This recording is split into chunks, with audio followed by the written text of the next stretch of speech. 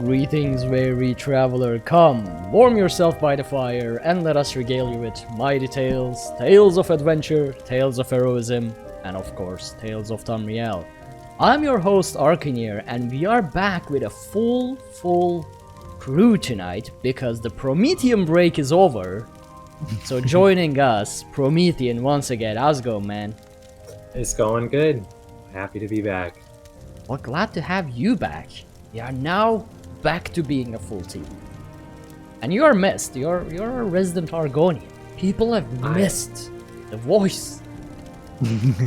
I mean, I missed it. I don't get to use it all that often, so well, I mean, once a week is probably more than enough. But like, also joining us, as always, the man, the myth, the legend, Lotus of Doom. How's it going, Lotus? Going well, going very well. And also joining us, the joy of the show, the giggle queen herself, the backstabber, Pixie from HyperPixie Gaming. No, this will not be a thing, Arkhaniir. Don't you do it. Don't you bring this on yourself. That is our joyful co-host, So happy Gaming. with the opening threats.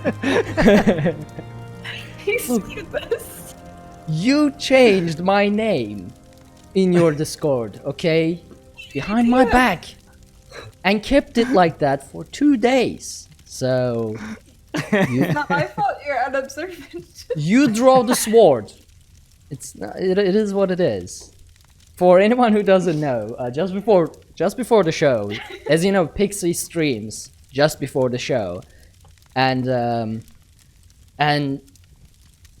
they were calling me Guark, and I was like, wait, what's going on? I mean, is this the usual thing or something? And apparently they changed my name in Pixie's Discord to Arkhaniir, and it stood there like that for 2 days.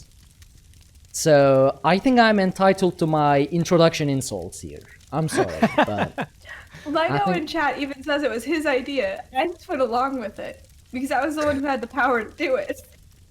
well, It was peer pressure art. you could have prevented it. You didn't. Just like I could have prevented the HyperPixie Gaming, but I didn't. Yeah. Yes, exactly.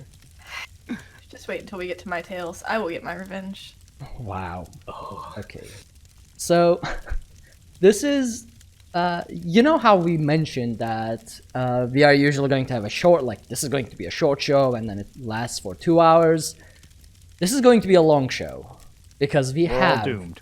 yeah, we have a lot to talk about. I mean, we have 5 bullet points of Elder Scrolls news plus our tales. So this is gonna take a while, and those articles are not short. So we are gonna be here for a while. Hopefully all of us will be awake. I mean, the sun has risen behind my back already. It usually does that by the middle of the show. But this time, yeah, summer is coming. So the sun is rising early. Anyway, without too much delay, we have an iTunes review to read first. This is from Frank. It's a 5-star review. Great show for new players. I just joined ESO less than a week ago and came across Tales of Tamriel. I've started listening to a bunch of their episodes and they are really informative and funny. I've learned so much about the game and its community, and it's been a blast. Well, thank you so much. We are glad we are informative because sometimes we forget to actually be informative between our banter. Especially at this many episodes into the show. Yeah, Yeah. I've been it doing a occasionally great gets job. distracting. I've been doing a great job informing everyone as to why the Aldmeri Dominion is the true best choice. And then we also have heretical slander that trickles into the show from time to time, Yeah, that corrupting our new players. Yeah, what Pixie just said is the information being lost in the banter. It's. But thank you so very much for that 5-star review. As we say at the end of every show, those reviews help people know that we are a real podcast, that we say real words, and all of the packed favored words matter. So, Yeah. thank you. I just want to take take a drink, but I can't take a drink because you guys keep making me laugh. How am I supposed to stay hydrated? This is how we'll keep you awake throughout the show. Just periodic keep you on jabs your at each other's toes. alliances. Can't hurt me since I don't have an alliance, so I'm good. You know, High five though, on Daedra they worship. have said horrible things about Argonians, and I have been keeping the Argonian, even though I'm not with the Pact, I have always said I love Argonians to pieces. And you should hear what Arcus had to say about them. To be fair, Lotus Promethean's been last- here for most of them. yeah, I was gonna say. Okay. Yeah. You That assume. started well before he left. Yeah. It started when I I've got been here, matter of trying. fact. You assume I've we been didn't trying say to carry this. that torch for you. I just want you to know that we can be friends and we can forge an alliance against these two over here. It's tempting. I see. We I will see. rule. Wow. Okay. Civil War DCN edition. I was gonna say we've got a. It's weird because we only have. Well, I guess there's sort of our own 3-banner alliance problem now. We've got an AD, and then Ark and I are both EP. Mhm. Promethean is neutral, but I'm on board with him with the Daedra worship. But then I on the really flip know. side, Pixie and Ark also hate Guars because they're monsters. So they've got that forged alliance. Everybody's got this weird little Game of Thrones trifecta of who you're partnered with for one argument. Yeah.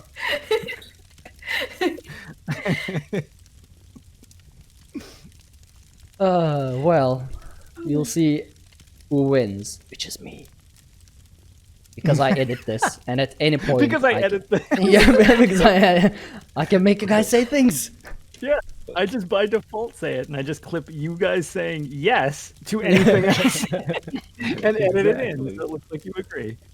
We are losing I'm waiting audio. for the day that I am brave enough to go back and listen to the sound of my own voice just to hear Ark dubbing over me, professing a love. Okay, let's get back on track because we do have a long show. Yeah, I was gonna say so- we'll never. This is how Yeah, we'll die yeah. if we with some of this. So we do have a couple behind the scenes updates, starting with we have a new logo for Tales of Tamriel made by Ugo. And so Ugo has done my actual, like my own channel art before, and he's been doing some great artwork for Tales, like Trash Fires of Tamriel and everything like that. If you follow us on Twitter, I should actually post that to Instagram, which is my second point. But you should check Ugo's Instagram, where he mainly shares his art. He makes great artwork for a bunch of games, like Elder Scrolls Online portraits, sceneries, as well as Divinity stuff. That is... okay, spelling. Hold on. How do you spell the letter U? Okay, U. I guess that's U. I realize, yeah. U_ALATALO. You will be able to find it in the show notes below, or depending on like where you listen to this, it might not be directly below, but basically in the show notes. And we'll be sharing that on our Twitter and on our Instagram. And yes, we are now actually officially on Instagram. We mentioned that there is a Tales of Tamriel account that gets confused as us and us as them on Instagram, and it's actually run by a very great guy. We've talked to him, we exchanged emails and things like that. He posts amazing screenshots, but he also gets a lot of messages and whatnot, apparently thinking like, hey, it's a great show. And when he emailed us, it was like, okay, people are messaging me about a show, but I didn't know what it was, so I checked it out.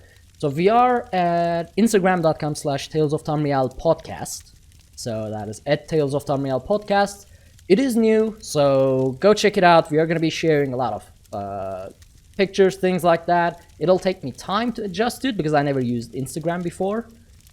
So yeah, tag along for the journey. See what weird stuff I do, because the other day I posted everything like several times to all accounts from Instagram somehow. So Assume it will be as confusing as our Twitter, which at least we've gotten told is amusing. So I'm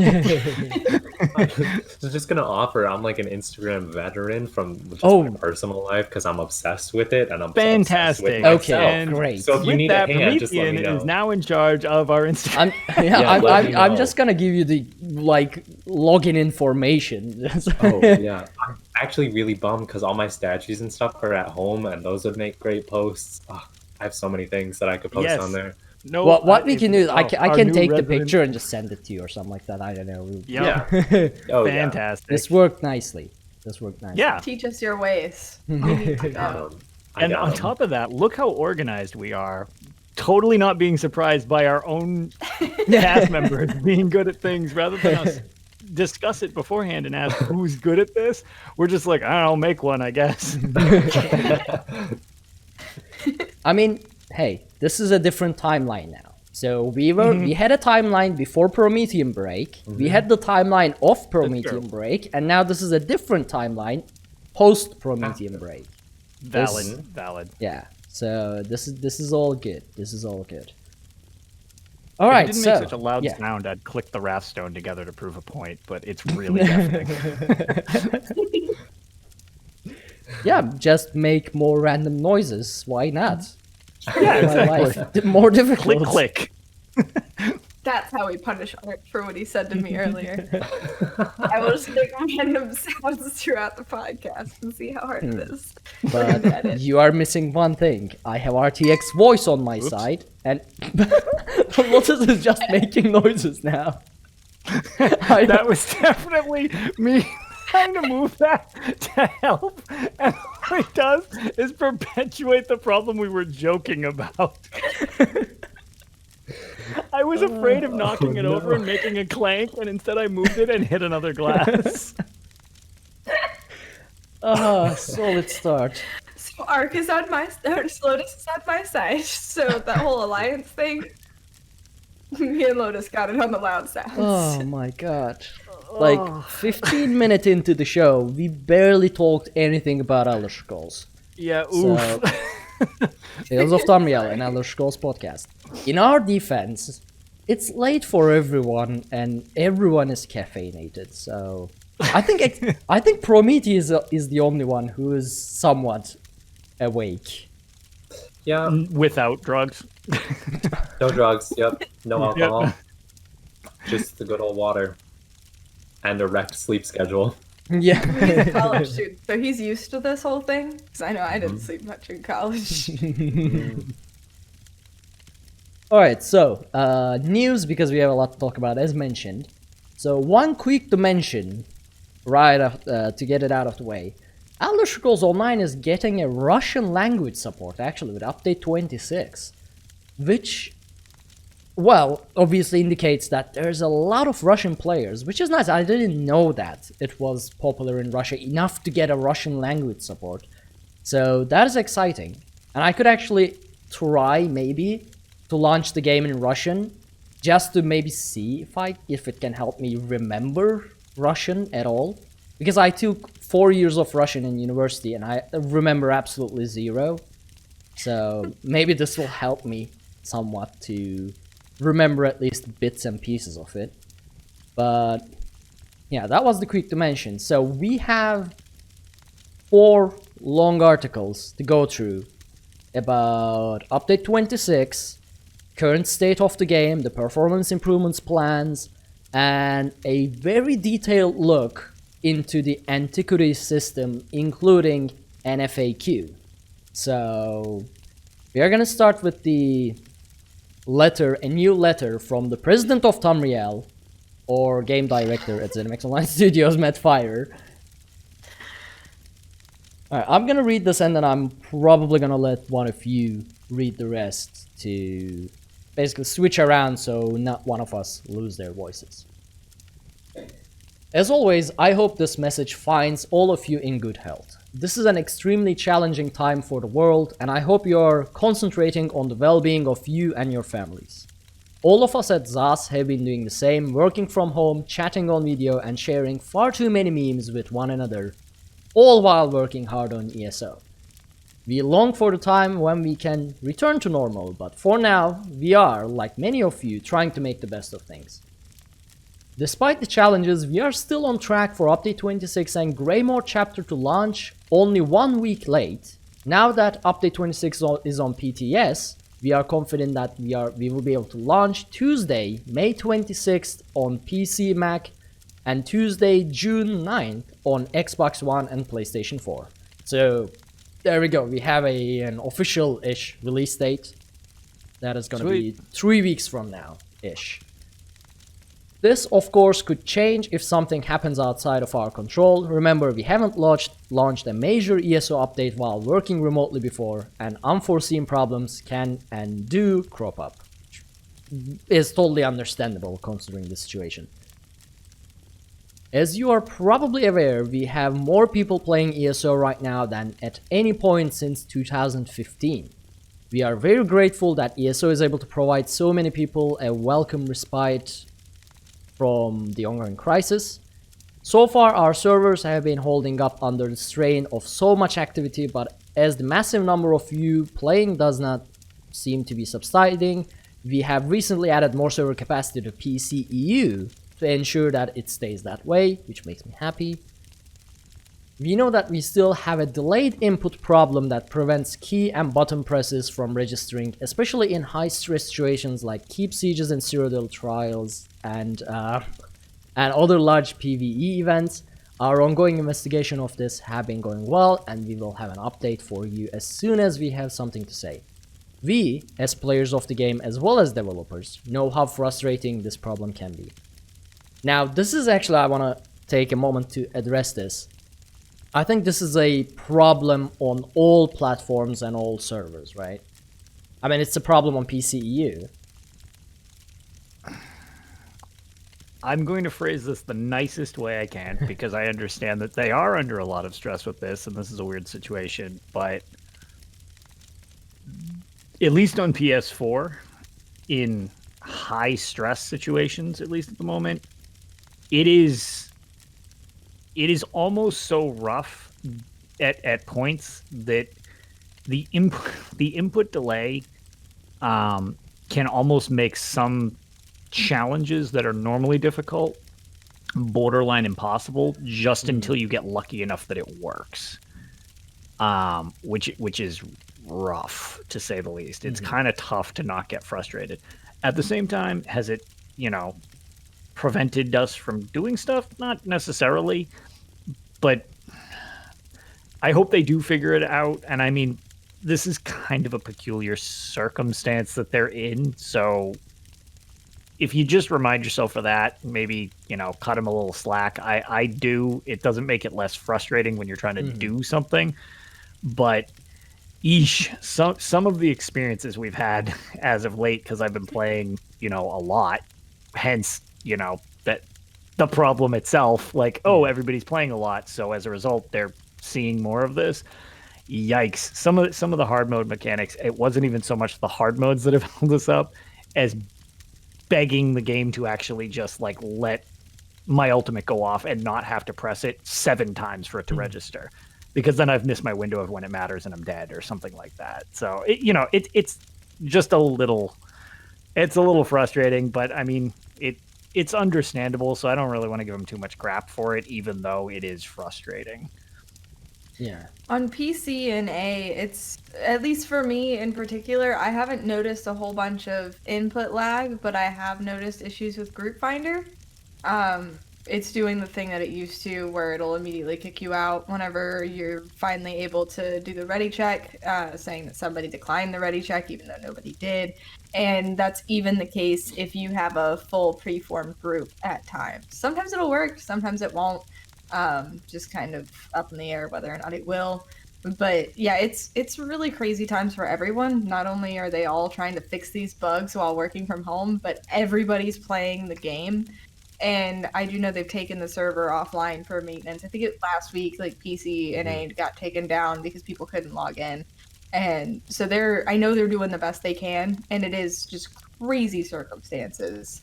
But yeah, hopefully everything calms down soon, especially with this big chapter release, because everybody's going to be wanting to get in there and play it, and it's going to really suck if we can't log in or if something really goes wrong. So just buckle up, hang on tight, and hopefully we all get into Western Skyrim together. Yeah. I was gonna say, I know that even on PS4, like, it hasn't even been either of those, but I'm still having load issues. Like, I'm still sitting in, this is an extremely long load screen or whatever it is, in lots of zones, which is, I assume, from just capacity limits and things like that, and servers being bogged down, so I'm not mad about it. Like, it's not a big deal. Sure. I totally get it. I was playing Apex the other night, and my friend had, like, a 40% packet loss. Like, servers are bogged down. I get it. But it's still frustrating, for sure. It is. The thing is, just, like, keep that's kind of it. It's like, just kind of keep that in check. Yes, it's frustrating. Yes, it's annoying. Like, but don't go on like a rant, filling their inboxes or forums with that garbage. That's not going to help. Like, tell them what's wrong. Hopefully they can figure it out. But it's like, this is a weird situation that is probably tough to manage. It also seems like, perfect example, we've all mentioned like anything we've had. Granted, we're not all on the same system or servers, but it's like some of this is kind of weird because you and I specifically are on PS4 together. I almost never get that long load screen message anymore. So it's like, what? How do you fix two different errors when people aren't even getting the same errors? It's like, I'm almost positive it's not like an ISP issue because I get almost like 200 gigabytes a second or whatever. Like I have really good internet, so I'm assuming that's not it. So it's just it comes with the times and the no one knows what's going on. So I mean, and they did a full like client reinstall. They changed a lot of things on how things work on the server side. And when you make changes this massive, there will be bugs and things like that, and you generally gradually fix them without letting it get to too many people. But with this pandemic, it just instantly hit situation. Them all at the same time. Like you ever want to put a stress test on something? Like here's our new patch. Oh my god, our player base just doubled. And I think like last week, an IT team was actually in the office too, trying to keep things up or check things out. Because I saw it on Wayne's Twitter, and like they're even going to the office when necessary, especially the IT team, to keep everything stable and working.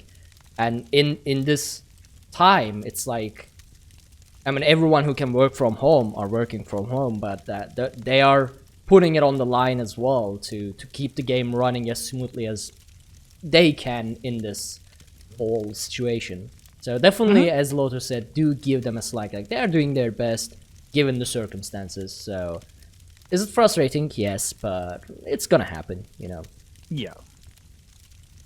Where was I? And huge thanks to them for going in there and putting themselves at risk just so we can play a video game. Shout out to Wayne and that IT team in general. They hit everything I see from them. Looks like they are probably juggling more things than I can even like fathom, let alone making anything work. So definitely appreciated.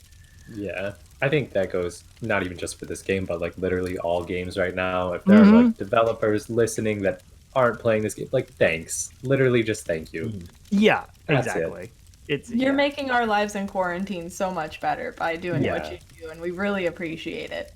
Yeah, compare that the frustration compared to the amount of fun we're still getting out of it is like pretty freaking lopsided toward the like or we could just have nothing. Like God, could you imagine going through this in like the 70s or something when you don't have really internet? You got a newspaper to play with. You can make paper airplanes, like throw them at your brother or something. That's about it. I mean, that's probably how inventions are made. I'm stuck. What should I do? I'm gonna invent television.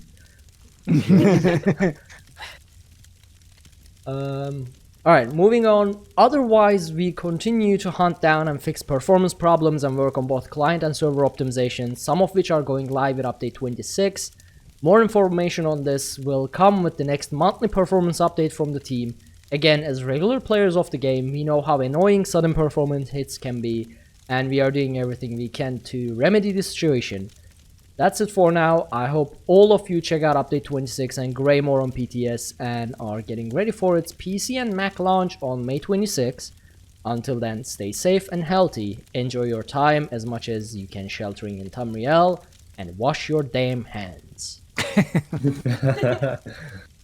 So that was the letter from Medfire, president of Tamriel. Right, so next bit of news, we are gonna jump into the Antiquities system. Now, we have two articles. One explains what the Antiquities system are. The other is the very long FAQ. It's actually several pages long. I thought about whether to read this all or not, but I think we are going to. I haven't read it myself yet. I don't have the time. But we are gonna learn everything about it along with you. Now, before that, the article that is explaining it, I actually had a few points that I want to make from this. And I didn't note them down, so now I have to find them. Which is gonna be rough, because I need to make up stuff while I find the points that I wanted to make. Alright, so basically Antiquities system, it's gonna be more like, you know, more relaxed activity. It won't require your full focus, it won't require a long time to complete. It's gonna be more like, you know, writs or other daily activities that you can do while enjoying a cup of tea or just waking up in the morning. Obviously you can, as the article says, spend several hours doing it, but it can also be the side activity that anyone in the game can do. It doesn't require like gear, it doesn't require a lot of skill. It's just this chill activity that anyone in the game can enjoy and get rewards from. And in that sense, the rewards are also for everyone. So there are costumes, there are furnishing items, there is a PvP siege weapon called the Magical Lance, which is the first time I'm actually hearing about it is this article, but I'm quite curious about it. So there's something for PvPers, there's motifs and an enchantment for crafters, which I'm also very curious about. And then there are the mythic items designed to change builds, which are these single items that have these very variety of bonuses that will most definitely make us play around with the builds we have, which is a nice change. There's also this Ebon Dwarven Wolf mount, which is sort of Dwemer, sort of like, it doesn't entirely look Dwemer to me, but well, it is Ebon Dwarven, so it is a robot wolf basically that we will be able to get. And so yeah, that's the Antiquities system. It involves these mini games. One of them is Scrying, which is this, I don't know how to explain it, grid-based puzzle that will basically allow you to find the location of the site. And then you have the excavation, I'll say, the mini game that you will dig up the antiquities. And these will also involve a lot of lore. And there's actually a part of this that I will quickly find. I want to read this to make sure I get it right. I'm actually gonna Google like Control F layman's name so I know where it is. There we go. So when crafting the system's rewards, we really asked ourselves what elements of Tamrielic history we can shine a light on, explains Lemon Turtle, sorry, ESO's lore master. Some of the things we developed support or expand on more established lore, and some of them provide a new perspective of well-known cultures, lesser-known deities, defunct cultural practices, races lost to time, and puzzling historical mysteries all have a place in the system. So it's gonna have a lot of lore stuff too. So there is something for everyone in this antiquity system. There is something for PvPers, there's something for PvPers, crafters, like theory crafters, builds, furnishing, costumes, adornments. Everything we enjoy is gonna come from this. And they're gonna be spreading this out to all of Tamriel, so not just Greymoor areas, but all the old zones as well. So basically, it's gonna be a lot of exploration and a lot of running around for this. Now, for a more detailed look into this, we have the Antiquities System Basics Guide FAQ, for which I'm gonna let Promethean read, because that's basically how we talked in the pre-show. But if any point, Promethean, you want to rest your voice, you can drop it to like Lotus, Pixie, and we can rotate like that if necessary. So take it away. Unless, do you guys have any comments? I just blasted through that article as fast as I can. No, that seems like a good basis for going into the FAQ, actually. Mm-hmm. Yeah, I'm just super excited about the whole system, to be completely honest. I cannot wait for this. Yep. Yeah, I'm stoked. All right, so we're just gonna get right in. I'm gonna skip over like what is Antiquities, because Ark, you just did that. But yeah, there's a few of these you can kind of. Yeah, the only thing that I want to throw out is that Cyrodiil, Imp City, and Blackreach will not have Antiquities right now. Those are the 3 zones that at this point don't have anything. Yep. But any new zones going forward will have Antiquities, which is cool. But you can find leads in these places, which they talk about leads in a second. So hang with us. The third question on there is, how do you get started? You got to head to the Antiquarian Circle in Solitude. So you do need to have the Greymoor chapter to get started on this. You can find leads anywhere if you don't have it, but you do need the DLC or the chapter to be able to do the Antiquarians or the Antiquities and all of that good stuff.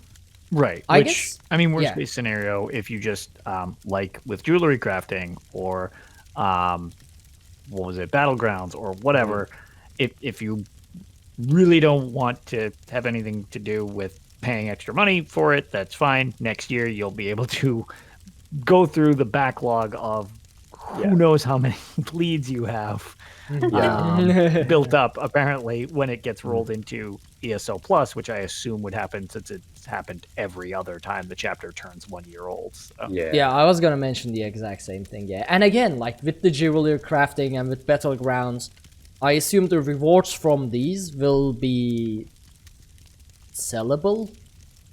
If that's like, they are going to be bind on, hopefully, whatever. So you will be able to buy them. So it's in the rest of the article, so I'm not going to in that case, so that yeah. way I all right, don't let's lose track, let's move because there's so much here. Sorry, so it's broken up into a couple sections. So this first section is leads. What are they? So leads are hints, tips, or clues that allow you to begin searching for a new antiquity in a certain zone. You can find your leads via your journal within the Antiquities Codex section. There you can see what leads you have for antiquities within almost all of the game zones. How do you get these leads? When you join the Antiquarian Circle, you'll receive a bunch of leads automatically for antiquities all over Tamriel. However, you will also find leads via many activities as you explore and quest, including as drops from monsters, treasure chests, and even more from vendors. Note that almost every zone will have a basic antiquity that does not require a lead, giving you something to search for immediately. Finally, the leads you acquire via in-game activities will expire at 30 days after first acquiring them. The trail might have gone cold, but you can always try to pick that lead up again in the future. That's actually interesting. So you won't be able to go, like as you said earlier, Lotus, there won't be a chance to save them up for an entire year and go back through a backlog. Yeah, that's a shame, though. Hundreds of leads. I mean, you can still go get them if they don't disappear. So like you can just go back and get that lead again. It doesn't... I read through all this and it doesn't seem like the lead location changes. Like once you found it, I didn't get that feeling. It might be like treasure chests though. You might have to have an active treasure map to actually interact with the site, or whatever the lead yes. brings you to. Yeah. So where do you find, or how do you use them? Where do I find and use my leads? I'm sorry, words are difficult. So you can access your leads from the Antiquities Codex section of your journal. From there, you can navigate your leads for the various zones and select which ones you'd like to scry based on its location, rewards, or difficulty. One there's a comment I want to picture- make. Oh, yeah, go for it. Like in PTS, I found a lead. I was like stealing stuff in the Blue Palace, and I got a lead, and then I lost it. Like I assumed it would be in my inventory, like a treasure map. I couldn't find it, and then I assumed it was like a bug or something. So now I know that it was in a different tab in my journal, which at least in PTS you didn't really. It wasn't that intuitive that it would go there. So it's good that this is in a FAQ. And I am glad that it's not just going to clog up your inventory, too, because I know I have a bajillion surveys and treasure maps that I just haven't had the time to do yet, so that's really good news for me. Yeah.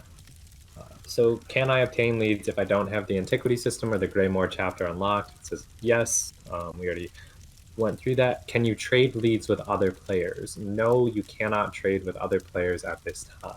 So it is not like a survey map like you just said, Pixie, where it's like kind of just chilling in there. It seems like it's almost like an achievement type thing, where it's just kind of like it's chilling in your journal. It's like a quest that we are gonna have, I guess, in the... Anything on that section? Because it's gonna go into scrying. No, I think at least I don't have anything else than the questions. No.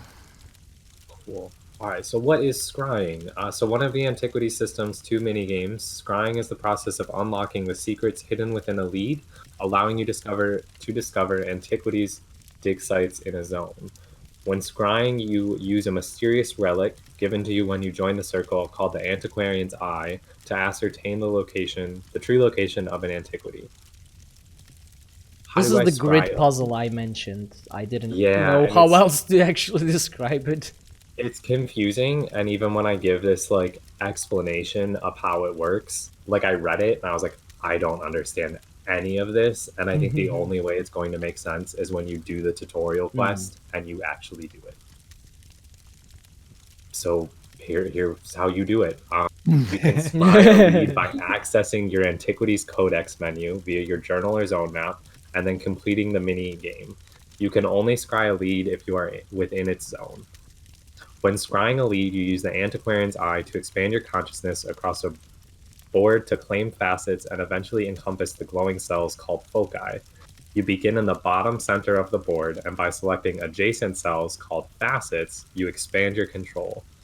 If the facet you select has other adjacent facets of the same type, indicated with unique markings, you'll claim them too. Your goal is to move across the board and claim all the foci to lock down the location of an Antiquities dig site. As you capture foci, the amount of false dig site locations on your map will reduce, allowing you to limit the amount of trekking required to find the right location. However, this is no easy task, as you will have a limited amount of moves you can make, and the board can vary in size too. Don't worry, you can more easily navigate the board as you play by using abilities and leveling up your scrying skill line detailed below. Like, I'm literally looking at don't this... understand it. Yeah, So the thing I don't understand, okay, we have limited amount of moves, but when you look at this board, you can very easily see which, like, all grids have the symbols. Some of them have like these snowflake, whatever, star, things like that. So I'm looking at it, and it looks like it's gotta be super easy to just click the adjacent, cells that have the same symbol, but it's a limited move as well. So I guess I have to play it because in PTS I couldn't figure out where my lead went to. I just skipped over doing Antiquities, and I wanted to explore it in the live server as well. But now that I'm looking at it, I'm like, okay, so we start at the bottom, and in the picture you have this wisp-like symbol, and the map that is shown has a bunch of them. And what do I do? Do I just click the next one, or do I click the furthest one away? That part I really, I don't know. I still, as you said, don't know how it works. But it feels like one of those things that I'm just gonna have to like do. Yeah. And that's how I'll figure it out. Or at least watch So on YouTube. And I'm pretty sure people have made videos already at this point. Yeah, so Pylon over at UESP made a video. He was one of the people who got the Greymoor preview. And he said it starts off pretty simple, but then at the end, as he went through it, it got really, really difficult. And he said he really struggled with it. So it looks like there is a good bit of skill with this, which makes me really excited because it does sound like something I can do on just a night whenever I'm wanting to chill. I'm not really wanting to go out and do crazy dungeon stuff. I can just relax and play some whatever this is going to end up being like. It looks really fun. I like puzzles. I think this is going to be a blast. I think I'm also going to want to smash my monitor at certain points because I have heard it does get really, really challenging. Yeah. Looking forward to it for sure. Oh yeah. Just real quick, because it got brought up in chat. People are just having discussions. As everybody has some experience on the PTS, others not so much. One thing, it's just Mr. Crowley had mentioned in chat that it's something that I'm curious about, which can also maybe be rectified with time and them adding more to it as they obviously flesh out the system if people like it and it's something they go with. But one of the things he had mentioned is the first few times doing them, I was all about it. But after 10 or 15 of them, it just became an act to get something, not the activity itself, which I am super excited for this. That is a pretty big concern I have. If there is not like a lot of variety to this, I worry that it will very quickly devolve into the surveys and the treasure maps, where it's just like, yeah, here's your thing. I know you want the thing at the end, but you got to do this tedious task to get there. And I hope they find a way to kind of negate that, because that to me is the only real concern I have about this whole thing, even though I'm super excited for it. I hope that they find a way to kind of inject some longevity into it too. I see it as unlikely. Like there is no way this is not gonna become a repetitive, tedious task. At least this part of it, like the scrying and the excavation. But sure, that is also for me at least the same with, say, Dark Brotherhood questline, Sijik Order questline. You do this repetitive, tedious task to get your rank up enough that you get a story mission. So if people do that, they're gonna do this as well. If people enjoy that, they're gonna enjoy this as well. If not, they're not gonna enjoy this as well, like me, probably. That's valid. Yeah. But because as Kiz in chat from USB said, replayability of like a full-fledged game's replayability is an issue, and it's a massive design problem. The replayability of a mini game like this, how do you achieve it without making it overly complex that you are cutting a certain player base off from it, you know?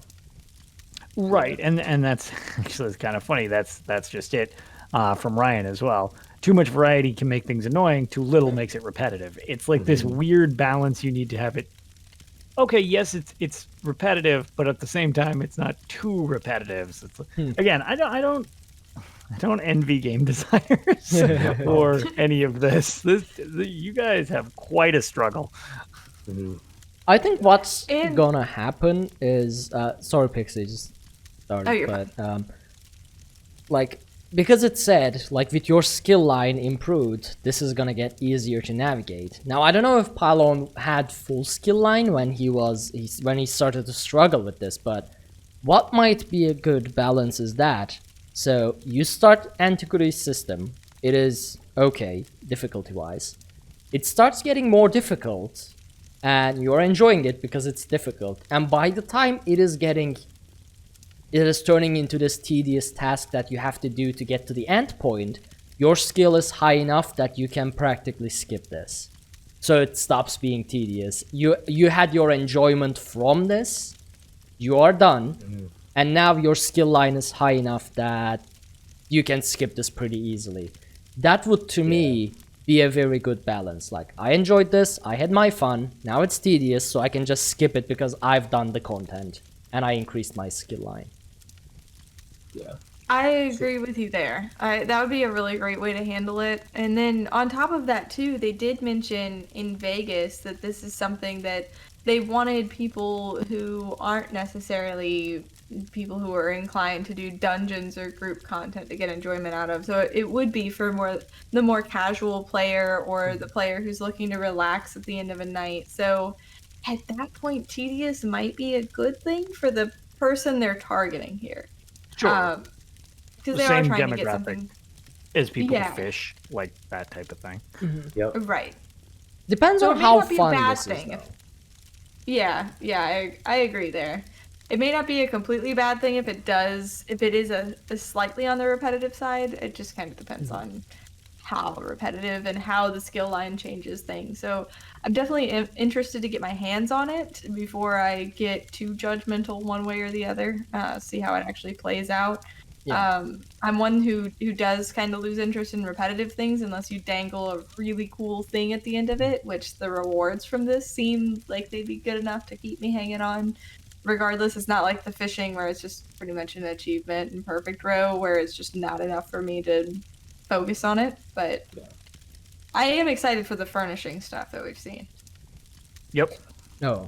I mean, I think you gotta, right, like you're saying, like they're targeting an audience. Like they target people who repeat dungeons twice a year to go grind Right. out more dungeons, to go do more things. So I think it's just another grind for an MMO. It's just a different kind of grind that Right. that the four of us are used to. So I think it's gonna be good. I mean, I'm excited. As we've all just said, we're super stoked about it. So the skills, in case, because there is a skill line, I don't understand, like, if you need these on your skill bar. I assume not. I assume it's just like passives that you unlock. But Yeah, they look like it's not passives. I very actually brought up clear. the tree. Oh, okay, cool. They are all passives, Okay, according to Fextra Life, which I assume they are basing it on PTS, since I have Yeah. not been into PTS. Yeah. Okay. Oh, actually, there we go. There's actually two different ones. Never mind. Okay, cool. There's more to it than I saw, but they do still all seem to be passives. Yeah, so they refer to them as abilities, which is why it was confusing. So one of them is called coalescence, I think. It converts a hexagonal cluster of facets to match the central facet. There's dilation, which claims all facets of the select type that you touch, your area of control, and any matching adjacent facets. Honestly, this And is gonna feel Farsight. like playing Risk or something, like tabletop. It reminded me of Minesweeper. Oh yeah, that's it. And I was like, wow, I was just thrown back to like elementary school, like computer labs, but like, cool, it's fine. And the last one is called Farsight, which claims a line of facets stretching out from your area of control. Note that these abilities do not consume one of your limited turns, and claiming Farsight generates half a charge for your abilities, allowing you to charge up and use them again. Once you start unlocking these abilities, you'll quickly discover them to be powerful tools of divination. Okay, well, these are most certainly not passives, though. These are active abilities that you can use in the minigame. Yeah, they just don't seem. It's not like an active, like a combat ability. Oh which is yeah, why- yeah, it's just scrying specific. Yeah. Right. So from what I can tell, and anybody from the PTS that's in chat is welcome to correct me if I'm wrong, because I haven't done it. But like, I actually was curious, so I brought up what the actual skill lines were, because I was curious kind of how many points this is going to require you to sink into it to flesh out these lines. Yeah. And it looks like there is 1, 2, 3, 4, 5, 6 skills for the excavation skill line. Yeah. Each one that has 1 to 2 ranks, and then they're all listed as passives. And then you've got your scrying skill line as well, which has there's a lot in this one. 1, 2, 3, 4, 5, 6, 7, 8, 9 skills in this one, all listed as passive again.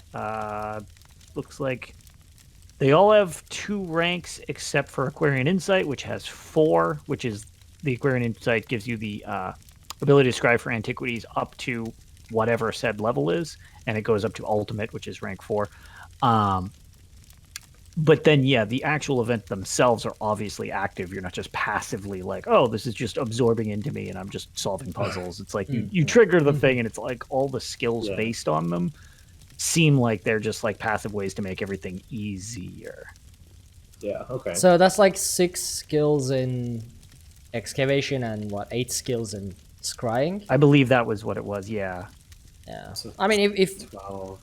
dude, I wonder if they have levels like skill 1, like rank 1. They do. They had like 2 ranks, and the one that I said actually went up to rank 4. Kiz said that he's pretty sure Antiquarian Insight went up to 5 ranks. Oof. So that's gonna be more than 30 skill points then, as though. I assume that you start off at like level 1 automatically, and then there's probably 4 more type of thing. Because I assume they're not going to make you spend a skill point to unlock the first rank of artifacts, since some of them don't require leads. So it's like the crafting lines where you're already at 1. Even so, there's 10 stages, but you only need to spend like 9 points, I think, or something like that, to get all the way to 10. That makes sense. Granted, I'm also not on PTS, so I have no idea. So if I'm wrong, So I was on PTS, but I didn't do any antiquity stuff because it was a quest that started it. I swore to myself that I would not do a single quest while on PTS because I wanted that to be a surprise for live server. So I just ran around the zone and had fun, and then also ate people as a vampire. Honestly, can't ask for more.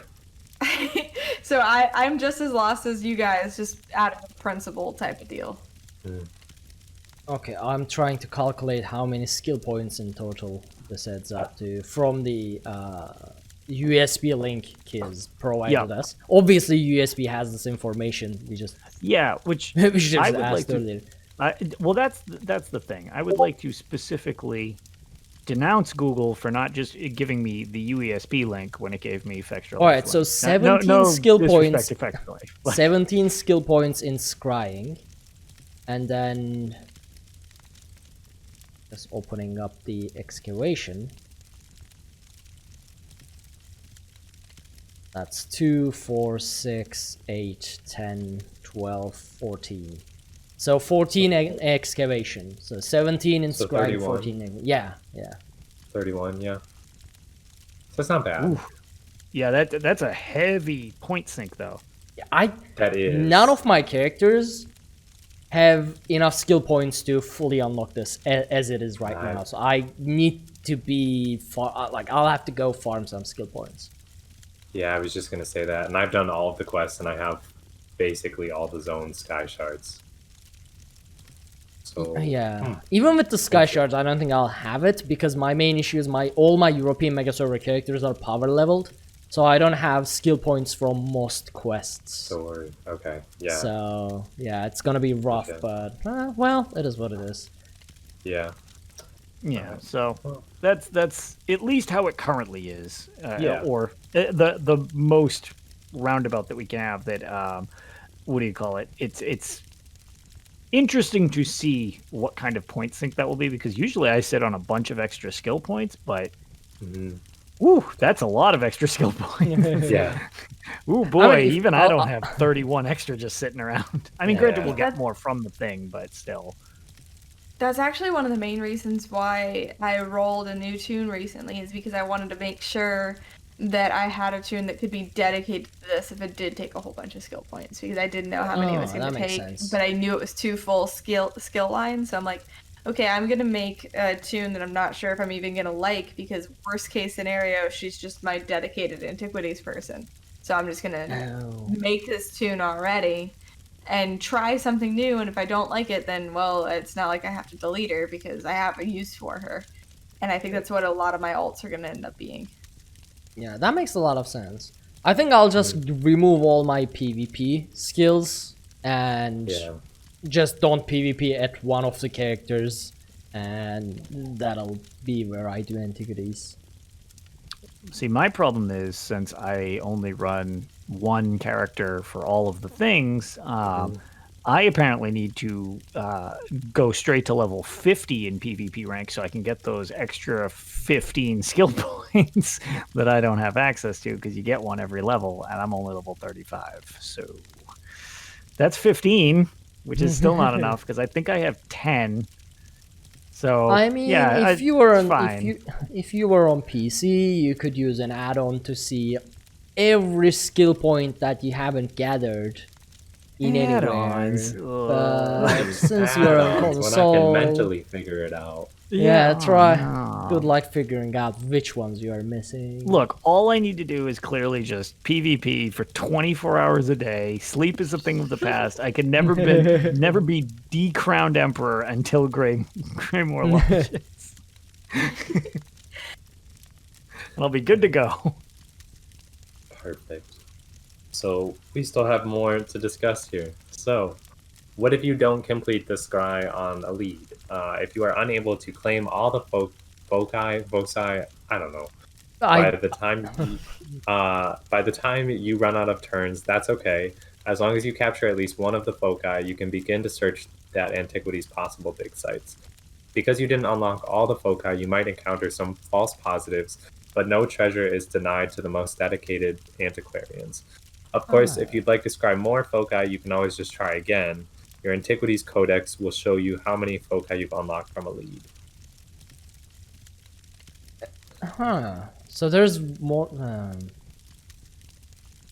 What is a foci?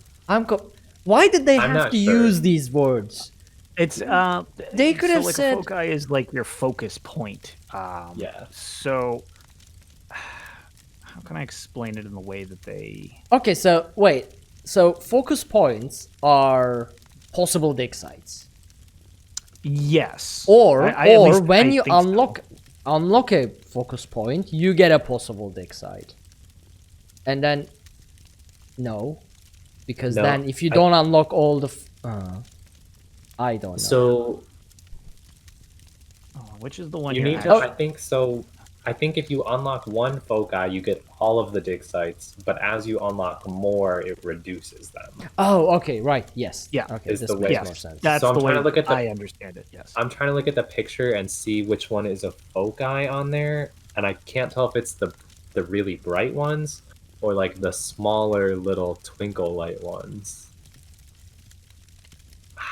I don't know. So this is irrelevant, well, not irrelevant, but kind of Delta said foci is the plural of focus, and then Slab said your foci is what you are focusing on.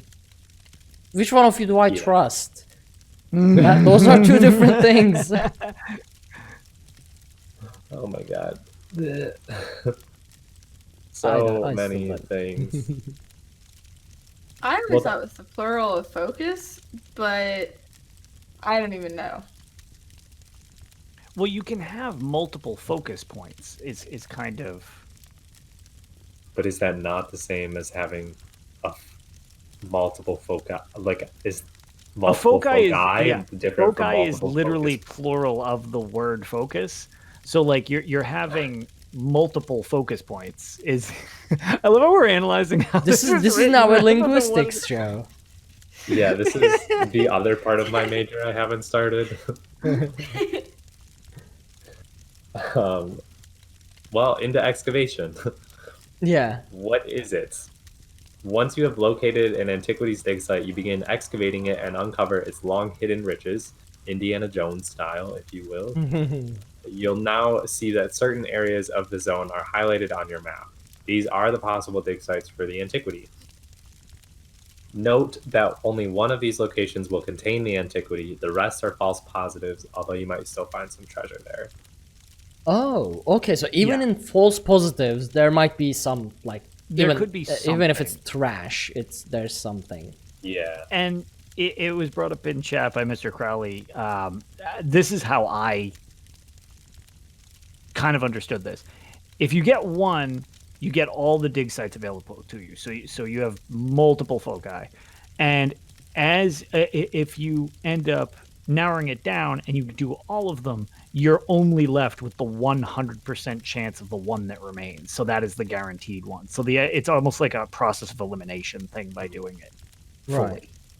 So that's not that's not as confusing as we just made that sound. So basically, if you're good at the scrying minigame, then you skip some of the tedious, oh, let's go to this little dig site and let's go to this one. You just go straight to the one that actually has the thing that you're looking for. So it just makes it less tedious than if you're good at it. Right. Yeah. That makes sense. That seems like how it should go. Like, you should get rewarded for being good at the minigame. That seems fair. How do you excavate a dig site? Once you've traveled to a possible dig site, look for a glowing mound and use it to begin excavation. While within a dig site, if you quick slot the Antiquarian's Eye and use it, it will point you toward the spot you need to excavate. Note that you can use this tool only once every 30 seconds, so you'll need to look around and explore a little to find the right spot. When excavating, numerous tools can help you uncover the hidden treasures. You start with the Antiquarian's Eye and a hand brush that you can use to sense rewards and move dirt, but you can unlock more tools later. These tools are basically the skills that they go over in the next section. Yeah. Note that you only have a limited amount of actions when excavating an antiquity, and you will fail if you reach your limit before digging up the item. Also, the antiquity itself isn't the only item you can find in dig sites. You might uncover bonus loot if you're careful and quick enough. What tool you use to excavate is completely up to you, and like scrying, you can improve the effectiveness of these tools and get new ones by leveling up your excavation skill line detailed below. What does the excavation skill line do?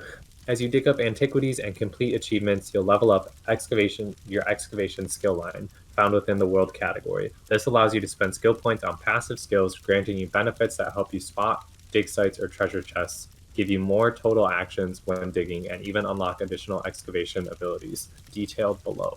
Oh, I have a visitor trying to eat all of my things right now, so that's cool. Someone is my cat. What are my excavation abilities? So with the excavation skill line, you automatically unlock both the auger ability and handbrush tool for use at dig sites. You can also level them up to unlock additional tools below. Auger helps you sense, in quotation marks, where in the dirt the item might be. The handbrush clears away a small amount of dirt and enables you to use the trowel and heavy shovel by generating intuition. The trowel, which is unlockable, clears away whole layers of dirt in a single cell, and the heavy shovel clears away a small amount of dirt from a large area. The picture makes it look like it's kind of like a multi-layered birthday cake that you have to dig through to find the item in like a pile of dirt. It looks like that Battleship game that used to, like, you would just say numbers of the grid and it would bomb it, and then what was it called? Well, I saw someone on Twitter comparing it. I forget who it was, but they compared it to the excavation minigame in Pokemon Diamond, Pearl, and Platinum. And I was really bad at that game, but it was essentially multi-level Minesweeper. It was really fun. I was just really bad at it, so I'm probably going to be really bad at this too, unless I figure out the secret to it. So the like auger that they reference, which I think is kind of like that eye, the Antiquarian's Eye tool, makes it look like it gives you like a set of squares that are probably like have the highest chance of being where the relic is. So it's not as random. I'm curious about the skill part that is involved in this. Like, okay, we have a timer, we have these tools, but where does the gameplay, like the skill, comes into play? Like, do you see better, or do you act more quickly? So it I mean, probably has to do with like Minesweeper, where you get hints based on what you're doing. Because I remember in Vegas, I think it was it Lehman was talking about it, but somebody was saying that it's very similar to Minesweeper. yeah, that seems to be the vibe. I think that was Lehman, if I remember correctly. Also, apparently, the Battleship game that I was talking about is called Battleship. So Yeah. Yep. Fun childhood game. like the scrying minigame, if you run out of actions and fail to find it, you just need to find another dig site within the same area to try again. So like you narrow down to a big dig site that kind of look like the circles you get when you have to like go find a person on the map, except they're not circles, they're like weird shapes and sizes. And then there must be multiple dig sites in the one dig site. That's the best I got there. Any questions on that? Things to go over? I don't know. I mean, I don't know which one of you said it, but this is really one of those things that you just gotta do it to. Yeah, I really want to just mess with it myself, because from people confirming or correcting like anything our takes from reading it, I definitely think I get the concept. I'd just like to try it now. Yeah, I want to play it. Yeah, Right. exactly. Yeah. This is something I'll know if I like it if I touch it and play with it for a while. Mm-hmm. Yeah. I mean, I know I like the rewards, the ones that have been kind of like I've been able to see. I really, really want them. Yeah. So there were so many things. The Imperial Library has published some of the codexes, and well, I think they've published all of the codexes, and then some of them have images. So I'm a very picture-focused person, and also didn't have a lot of time whenever I was reading it, so I just scrolled down to the parts that had images. And seeing the pictures of some of the new furnishings, some of the new body markings, I'm like, wow, I need absolutely every single one of these. Plus, that new mount is amazing. So I don't care how much I hate the minigame or how much I love it. I'm going to do it as much as it takes to get all of these things. So I don't even really care how the game is at this point. I just want the things from it. And if the game is really fun, that's just a cool bonus for me. Yeah. Yeah. So what are these rewards? We already mentioned a lot of them. There's powerful mythic equipment, which are, if you've played any other games, like it's an exotic essentially. New markings, adornments, and emotes. Valuables you can sell to vendors worth over 3,000 gold in total. Ooh. 3 new ancestral motifs, which I think it's ancestral Nord, elf, and is it orc? I don't think so. I'm blanking on the other one. Breton, I think it might be Breton, Nord, and Altmer. I don't know. I know it's Nord and Altmer. I'm not sure. Like the Alliance leader races or something like that, I guess. I don't know. Oh, yeah. That would make sense. 3 new I just said that. Deadly new siege weapons called magical lances. A new mount, the Ebon Dwarven Wolf mount, and tons of new furnishings, including antique maps, a music box, and more. If you get a chance to check out this article, there are some pretty cool like concept art pictures that are just awesome. And Kiz from USB says Nord, Orc, and Altmer, not Breton. Okay, so it is Orc. Yeah, so the only reason I knew it was, well, I didn't know it was orc, because when you said I don't think it's orc, I was like, all right, I guess it's not. The only reason I thought it was orc was because it actually might have been the UESP podcast that I heard it on. So if not, I apologize for who I'm not remembering the correct place that I got this from. Somebody made a joke of how many orc styles can we possibly have, because there's orc, there's ancient orc, there's more ancient orc now. It's like, all right, yes, we get it. There's a lot of orc styles. That's why I initially shot it down, because I was like, there's already ancient orcs, so why would they have that again? Yeah, and that was the thing. It was like, I think that was kind of what I was like, I think that actually was the problem, is that there's another. It looks really cool though, if I remember what the one screenshot. Look, these are the ancestors of the ancient orcs. Okay, they go before Merithic era. They were there. They were the orcs before Nirn's creation. They were just chilling with the Aedra. All right. To be fair, we also have High Elf and Ancient Elf, which I kind of... And then we also have Wood Elf. I am annoyed by how many Altmeri styles are in the game. Like, you have with Somerset, we got so many. And they're beautiful. No. Hold on. They No are. matter There's which, the Sapiarch one, then there is the whatever one, and then there is the Divine prosecution. there's divine persecution. There is whatever. There's Velkinar. I don't know if that's actually admire someone's architecture and craftsmanship without being like for their culture. So you can be Ebonheart Pact and firmly for the Pact, but also think the Sapiarch set's pretty. It's okay. It I is won't pretty. hold it. But it is. It's It's too flashy. Okay. well, elves are they live to be very old, so they have time to sew in pretty stars into their Sapiarch motifs.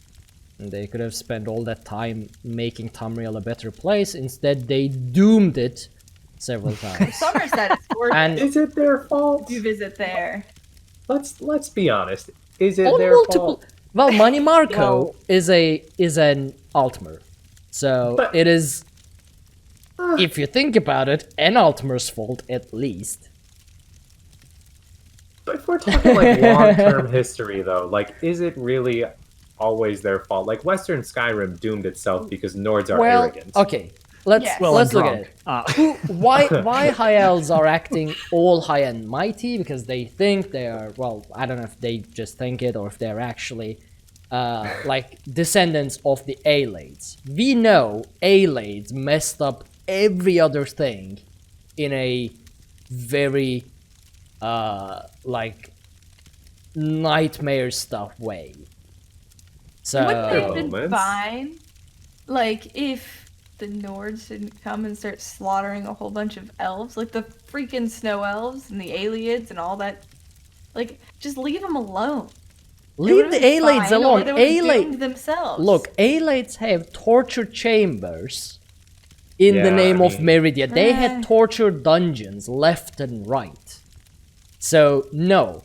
Whoever slaughtered the Aelades actually did a good job. They even had an Aelade king, somehow turned out to be okay, fighting for the slaughter of Aelade. Like, he was actively trying to help everyone else slaughter the Aelades. Because he somehow knew how messed up Aelades were. And then, for the destruction of elves in Skyrim, they started it first. They should not have went ahead and messed with Ysgramor and his bros. They messed with the wrong person. He just went ahead, brought every other Nord back, and slaughtered them. Probably the Dominion and the Pact don't get along very well, though. Just saying. Well, and that's probably why the Dominion and the Pact don't get along very well. Like, if the Altmer are like, we're descended from aliens, and the Nords are like, we killed all the aliens, that's probably a good reason to not like the Nords. Yeah. Well, it wasn't really Nords who killed all the Aelids. It was a very common effort, as far as I know.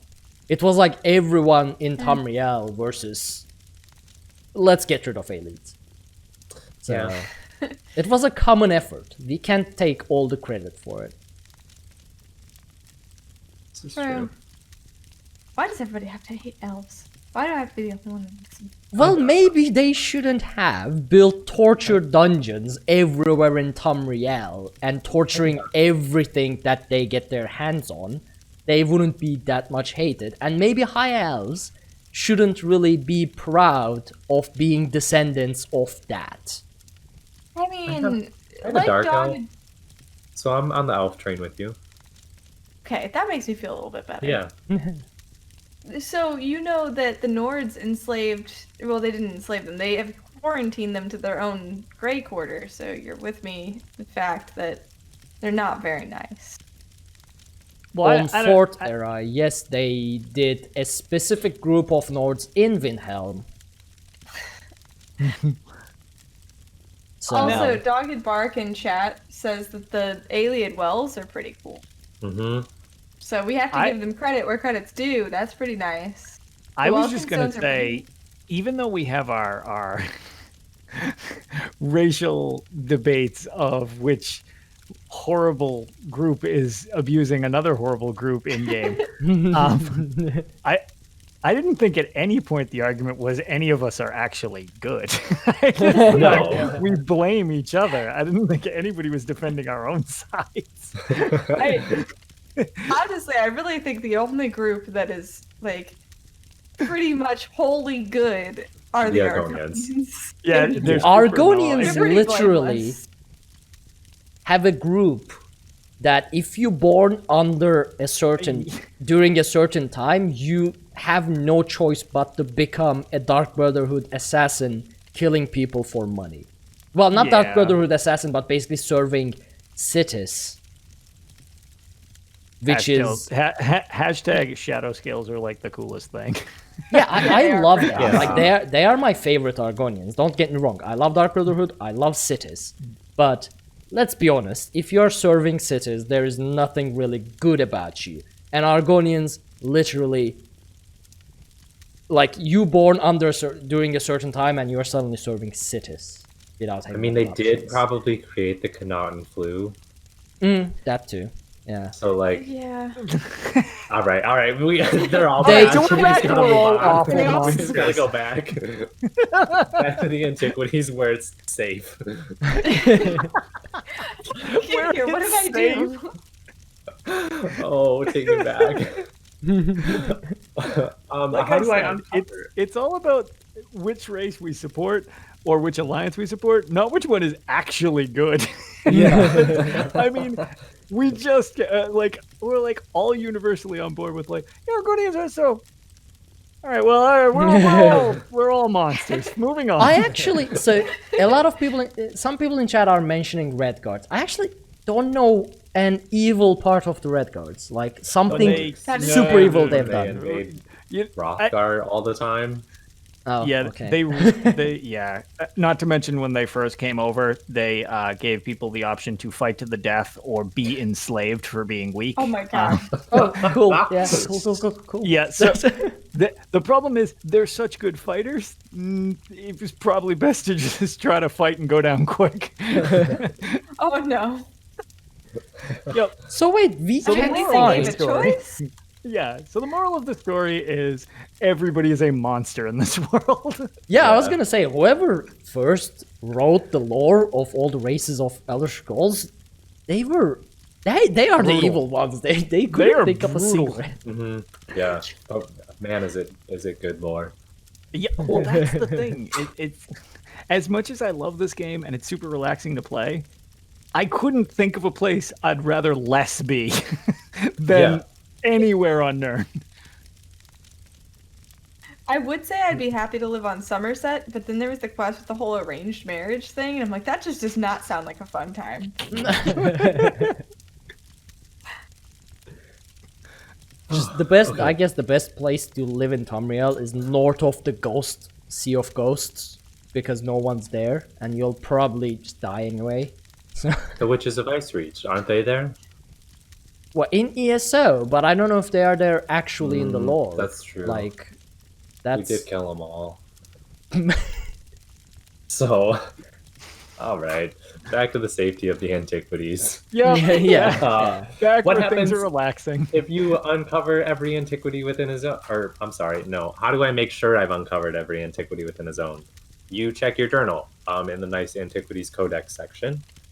Will there be antiquities added later? Yes. They plan on releasing them in all of the new zones that come out. Can I trade antiquities with other players? Most antiquities are not tradable with other players, with the exception of motif pages and bonus loot rooms. So the things that everybody Okay. wants are tradable, like motifs, which will probably fetch a nice price. But that is it. If you I are wonder. Yeah. an archaeologist like I literally am in real life, this is all I'm looking forward to. In before you start hating archaeology because of this, because you have to get all of them. Probably, yeah. Just in real life, doing an archaeology thing and just getting flashback. Oh no, the mythic chest, I need it. But my question is, so we are gonna have set. I guess since they are not really tradable, we are probably gonna have a set amount of these, because every zone, like you can finish the sites on zone. So there's a limited amount of these that you can do. You can just do them again and again and again. Or you can do them again and again and again, and the drops are RNG based. Or there are specific drops in specific sites in specific zones. So we are gonna get guides, like if you want the mythic chest or whatever item, you go to the, like it drops from the digging site in Stormhaven, the northern dig site, things like that. So I don't think it's much about like what dig site, it's about what lead you get. So you have to get the right lead to be able to get the correct like artifact. Like if I want the boots that don't make me get CC'd, I need to get the lead for the zone that has the boots, which can come from a different zone, I think. So but yeah, I don't think was, that it's like repeatable infinitely. Yeah. I guess we'll say, I mean, it is a very big system. For just actual, like, being mini games, it is actually a super detailed, like... This is gonna take a while. This is gonna take a while to figure out and actually go through all of it. We will let you know whenever Greymoor launches. Yeah. I know, I'm gonna jump into Antiquities day one. Oh yeah. I might actually jump into PTS as well at this point, again. And since I know where my lead is now, I can actually do it. Perfect. And I thought I had seen something, and I don't remember if it was like, I always read the patch notes because I'm nosy and I want to know like what cool things I'm getting. And so I was reading, it might have been those, it might have been another article, but that it wasn't, on PTS, the dialogue was not very clear, and that's something that they are fixing for when Greymoor does eventually go live. Yeah. Alright, well, last bit of news, because we are at 2 hours mark and we still have our tales. Crushed it. Yeah. Well, we said this was not gonna be a 2-hour short episode. It was obvious that this was gonna go over 2 hours. So, update 26 implements another set of the long-term ESO performance improvements plan. So we do have an April 2020 update, which are actually active on PTS. I'm not going to go into the update 27 part, which is also included in the article, but you can read through them if you want to. Although there is, strange, so April 2020 update, and then there's update 27 part, and then it goes back to March update. It's sort of confusingly written update that it's confusing me, but I'm just gonna read the April 2020 part. So non-combat paths are rewritten in like how they are handled is rewritten, so they work better, more efficiently, take less overhead and resources. I actually have no idea what they were doing, like what the non-combat paths were doing. I guess the path finding and following stuff might be causing the overhead, I don't know, but they're changing it so they're more efficient. Character loading is getting fixes and overhaul. Basically, they are making it multi-threaded on the server. Most of this involves utilizing more cores and turning things into a multi-threaded version of how they were working, which basically spreads the load into multiple threads. So a lot of more things happen at the same time, so they take less time to happen, which should reduce the load, work more efficiently, and everything should happen in a faster way. That includes fixture creation on the client, character updates. This is how characters are drawn on the client. You know how you run to some place, characters are not drawn in, it draws in over time.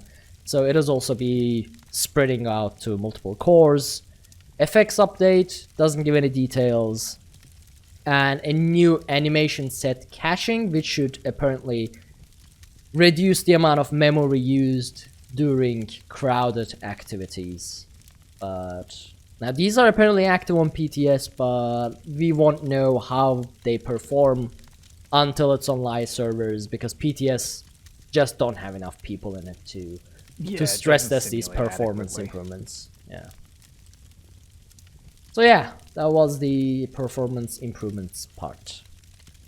That brings us to our tales.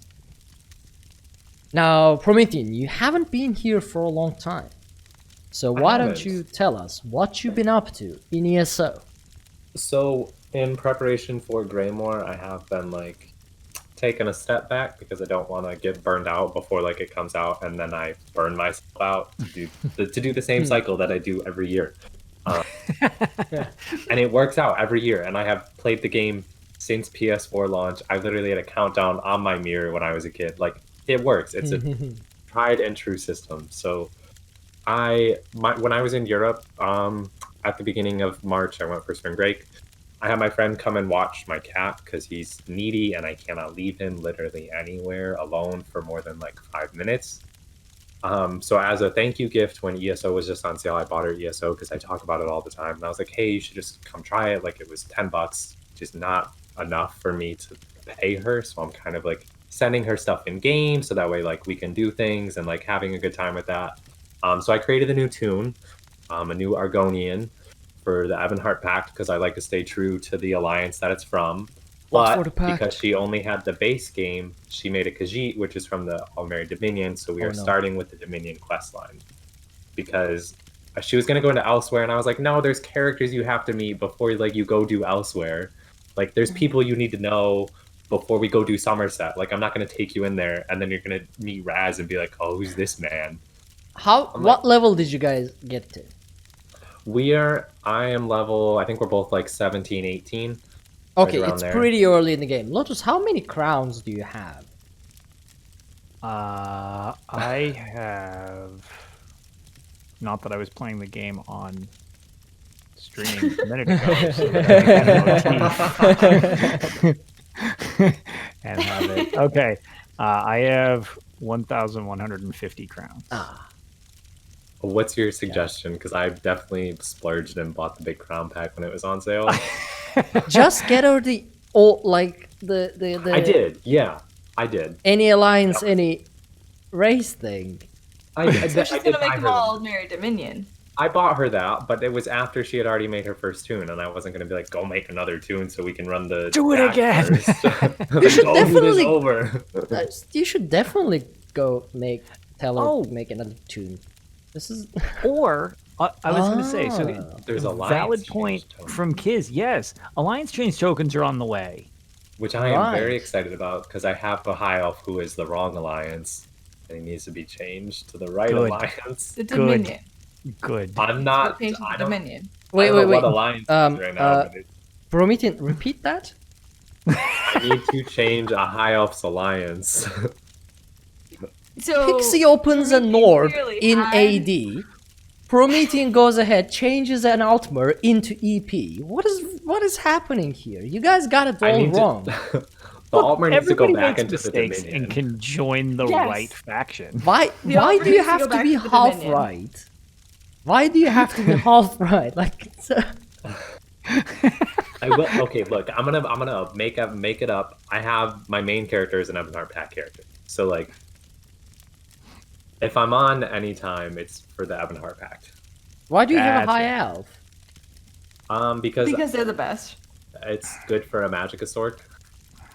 You better be doing the most difficult content in the game if you are opening an High Elf just because of the Magica bonus. Like, if you are not doing Veteran Hard Mode Halls of Fabrication with that, then you are not utilizing it enough to warrant it. Okay. Let me put it this way. If we want to do a real callback to one of the last times Promethean was on the show, to be fair, if you want to talk about the true hard mode, he literally got in a car accident while we were blind doing Moongrave Fane when it launched on that. Yeah, someone hit my car when Lotus and I were doing blind Moongrave Fane runs on release day. Driving. Were you playing? Yeah, no, he was parked, and Okay. someone just drove into his parked car mid-dungeon. Yeah. I had this image in my head that Promethean was driving while like casting skills on a laptop on the side. I was like, what? Oh no, he played on a PS4. That's the. No, he was doing that's that phone thing we figured out. Yeah, he was just doing remote play and driving with it in front of his face and right off a bridge. True hard mode. Yep. Yep. No, that's I think the hardest of the hard modes was when someone literally got into a car accident with your property while we were trying to blind do the vet dungeon on launch day. And it's one of the, I was gonna say few, but many dungeons with glitches in the DLCs. Because that first boss resets all the time when it's not supposed to. That fight went on for so long. We're like, I don't know, its health is all back and the fight's starting again. we're back at the beginning and we definitely killed it, but it's fine. Yep. Aside from that, I have 2 tunes, including that one that I just made, that aren't level 50, and so I'm trying to get them up to level 50. So I have 1 tune of every class at level 50 in champion rank.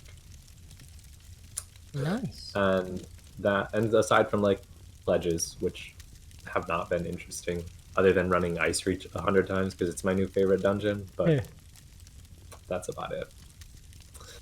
My time away has been spent doing lots of schoolwork. Yeah. Well, glad to have you back, and now you can start throwing that high elf at veteran hard mode, Halls of Fabrication, Sunspire, Kynes Aegis, and things like that. I would love to do it. I would do it in a heartbeat, except it's not my main that has all of my achievements. So okay, then just delete the high elf, it's fine. I mean, it's apparently you're not using it if it doesn't have any achievements, so you can make a Nord instead, or an Argonian. Even that's better than a high elf. I do have an Argonian, right? An Argonian necromancer whose name is Dean, but spelt with 2 A's, so it's drawn out a little bit more. So it's like Dean instead of just Dean. Make it a little flavorful for the culture. So since we learned about how half right, half wrong Promethean is, Pixie, why don't you tell us what you've been up to in ESO? Tell us why you're half right and half wrong. Well, the least inflammatory thing that I did this week was running... because part of this was literally just to troll you two. But... So I ran Vet Sunspire again, and this was the second time I've ran it. The first time I ran it was with Ninja614, and I don't remember if Madigan was there this night or not, because it was forever ago, but I got my VSS skin that night, months and months ago. So we're running it right now with the Lore Seekers trial team to get some gear, and it was a blast. So I missed the first run of it because it was my partner's birthday, so we ran it and I was able to actually make it to this one, and we got all the way to the final boss. We annihilated everything up until the final boss, and then we just were on the struggle bus through the final boss. We are running it again tomorrow, and I think we're gonna be able to come back and defeat it, because when we first started out with that final boss, Pillar team was having some difficulties, but towards the last few runs, they were getting it spot on every time, and we just fell apart after that. So if we can just pick up where we left off last time, we're going to clear it, no problem. And I'm really, really excited for it, because that is my favorite trial in the game that I've played, because dragons are just amazing, and I'm really looking forward to it. And then there was what I did on Thursday, which is what everybody keeps referencing. And so I've been watching a lot of The Last Kingdom, and then I saw the Assassin's Creed Valhalla stuff, and I'm like, Vikings are real cool. Nords are kind of like Vikings. I'm going to make a Nord. Also, Greymoor is coming out, and that seems like a good idea. And I'm thinking, okay, what can I do with a Nord? They are good at two-handed stuff and stamina stuff and also health stuff, but I already have a tank that I'm happy with my Argonian, so I don't want to make a tank. I want to go ahead and make a DPS, and so I came up with the idea to make a Stamina Warden. It's the class that I haven't tried, and I usually really hate stamina classes. So I am intrigued by the idea of a warden DPS, and I've heard that stand-ins are pretty good.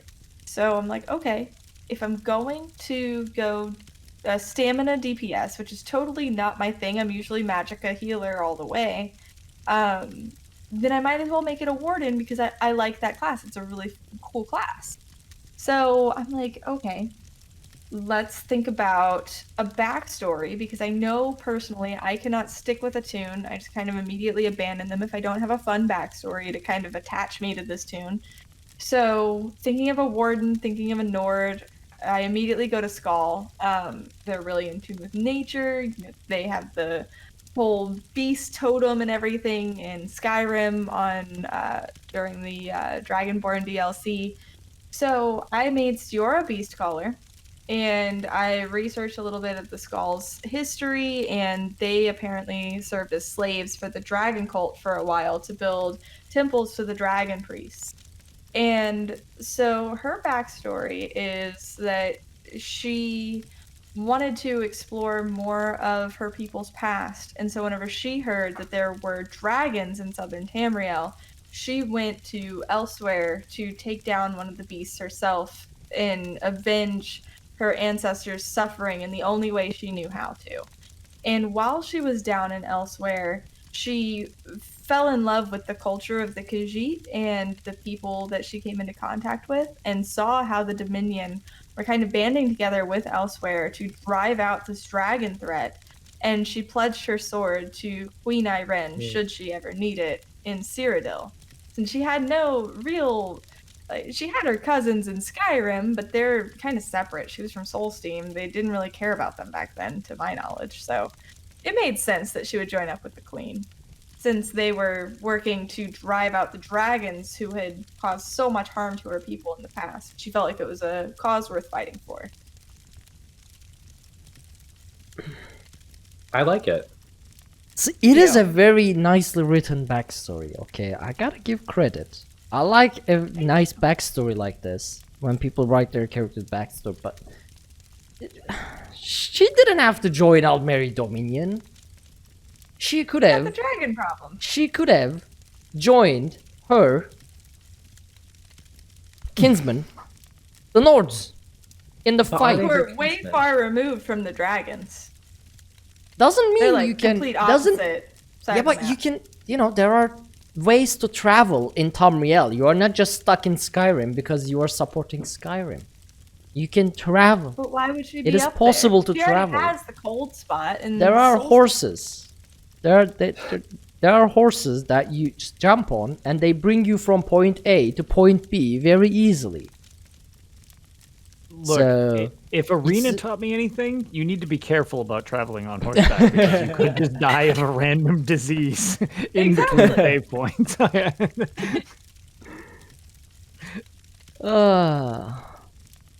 Such a great character and backstory, wasted on being Aldmeri Dominion. No, you might have been able to Shame. sway me, but I'm pretty sure you went to sleep in the middle of the day. So I'm like, I haven't gotten a good enough argument yet. I'm now gonna it go is 80. my fault. How is this my fault? Well, you did say, so I have 7.5 hours to convince you to join the right alliance. Then no argument from you the rest of the day. So I'm like, I guess he has no way to convince me. I must have a pretty good backstory, and I went with my idea. It is the time He had zones no to other blame. reason. Well, It think is- about it. So Like, the what main reason problem would is she have other than the boring, oh, they're the same race as me, I'm going to stick in the cold place. Maybe she wanted to take a summer vacation, if nothing else. So the reason this heresy happened, the fact that you created a Nord but in Aldmeri Dominion, is because of the railway companies in early US times. How did... The rail. Yeah, because they figured out the time zone. Okay, they were like, okay, we need time zones to schedule everything properly. And then because of the time zones, I had to go to sleep while you were streaming, and I couldn't convince you to create your character in Ebonheart Pact. So now you ended up creating your Nord in Aldmeri Dominion. So it is the railway companies to blame for So, this hold on. situation that we are in. if not for the railway companies, you would have been awake in the middle of the night to tell me how wrong the Dominion. No. We There would is a all be lot in the to same unpack here. time. There's so Yeah, much. Reaching a bit.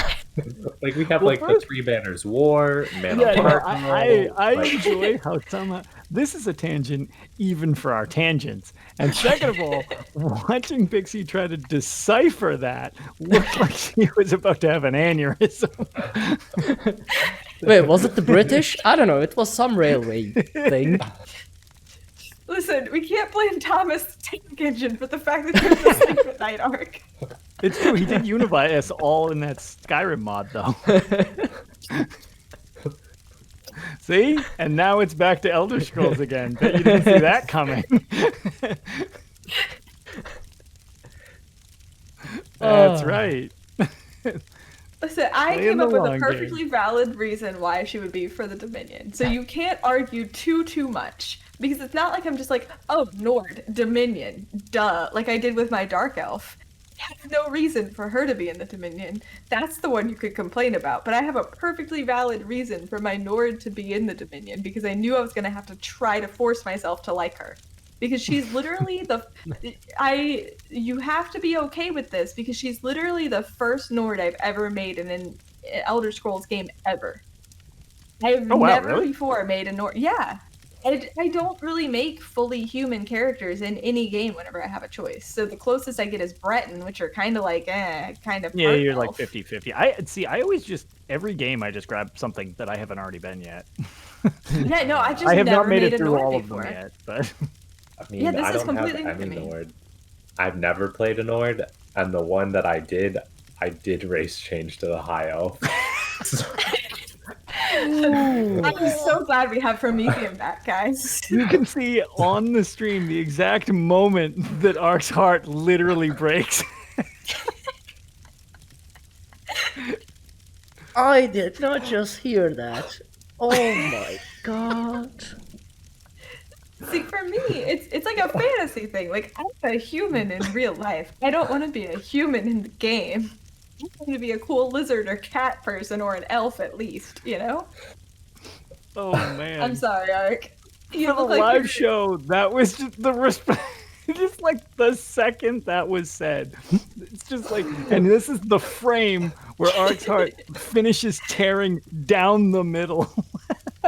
Somebody clip that. Please. Oh, man. I'm sad. Ooh, all right. All right. I mean, I can there is totally heresy, regain my and then composure. I got this. there is. Wow. So, Ark, what did you do? Go on. What are your tales this week? Piece yourself back together. You can do this. I was stabbed in the back with the Volant ring. That's what I did.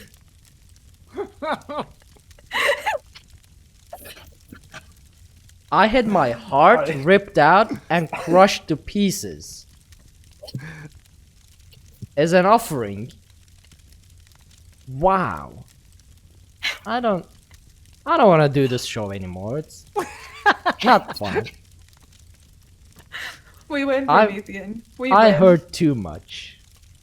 Well, let's circle back to the artifacts. Since we haven't seen any new ones, you guys have any ideas of what another one might be?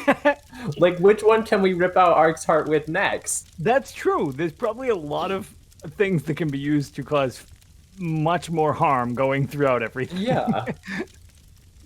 I mean, not mythic only you weapons have a seem like high a elf, good- you race changed into a high elf from an Ord.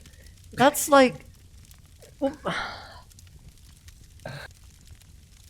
I mean, until this Man. moment, I didn't see the connection. Like, literally, didn't cross my mind until just now. So, It didn't cross your mind that you would break my heart into several thousand pieces? To be fair, the live reaction was definitely worth it. So if you were gonna throw that out there, I would say that was probably at least the most entertaining time to do so. Oh no, Slaps was just beaten down by Nightbot. Okay. As always. I didn't know how to fix it. Nightbot Oh, like, corrupt the power. And there's a clip of your heart being torn apart. Lotus, what did you do? So, I did a variety of things. Well, I've been playing probably an unhealthy amount, but the only highlights that I figure are worth bringing up is I've been doing lots and lots of writs, as has been a thing that's much easier to do when I am subbed to ESO Plus, and I subbed during the anniversary event because I'm managing your inventory during that is just a nightmare. So I'm still subbed, and it's lovely. So to make extra money, I'm just doing writs on all of my characters and selling the extra junk and everything like that, blah, blah, blah. But the end goal of this, because I always bring up how I like to farm achievements, was buying things. And to make a Jellos proud, I purchased the last of the giant houses, whatever they're called, manors or whatnot. Notable. And unlocked. Is that whatever the biggest one is? The Ebonheart Chateau, Serenity Falls. Notable or notable, I don't know how to pronounce it. So I now own all 3 of those and got my Lord title. And then I bought 4 of the $1 million houses. And I just need 1 more of those till I get that achievement. And then I just have the little crappy ones left. And I will have every housing achievement in the game. How much gold do you have? Right now, not very much, because I spent... Why did you have that much gold?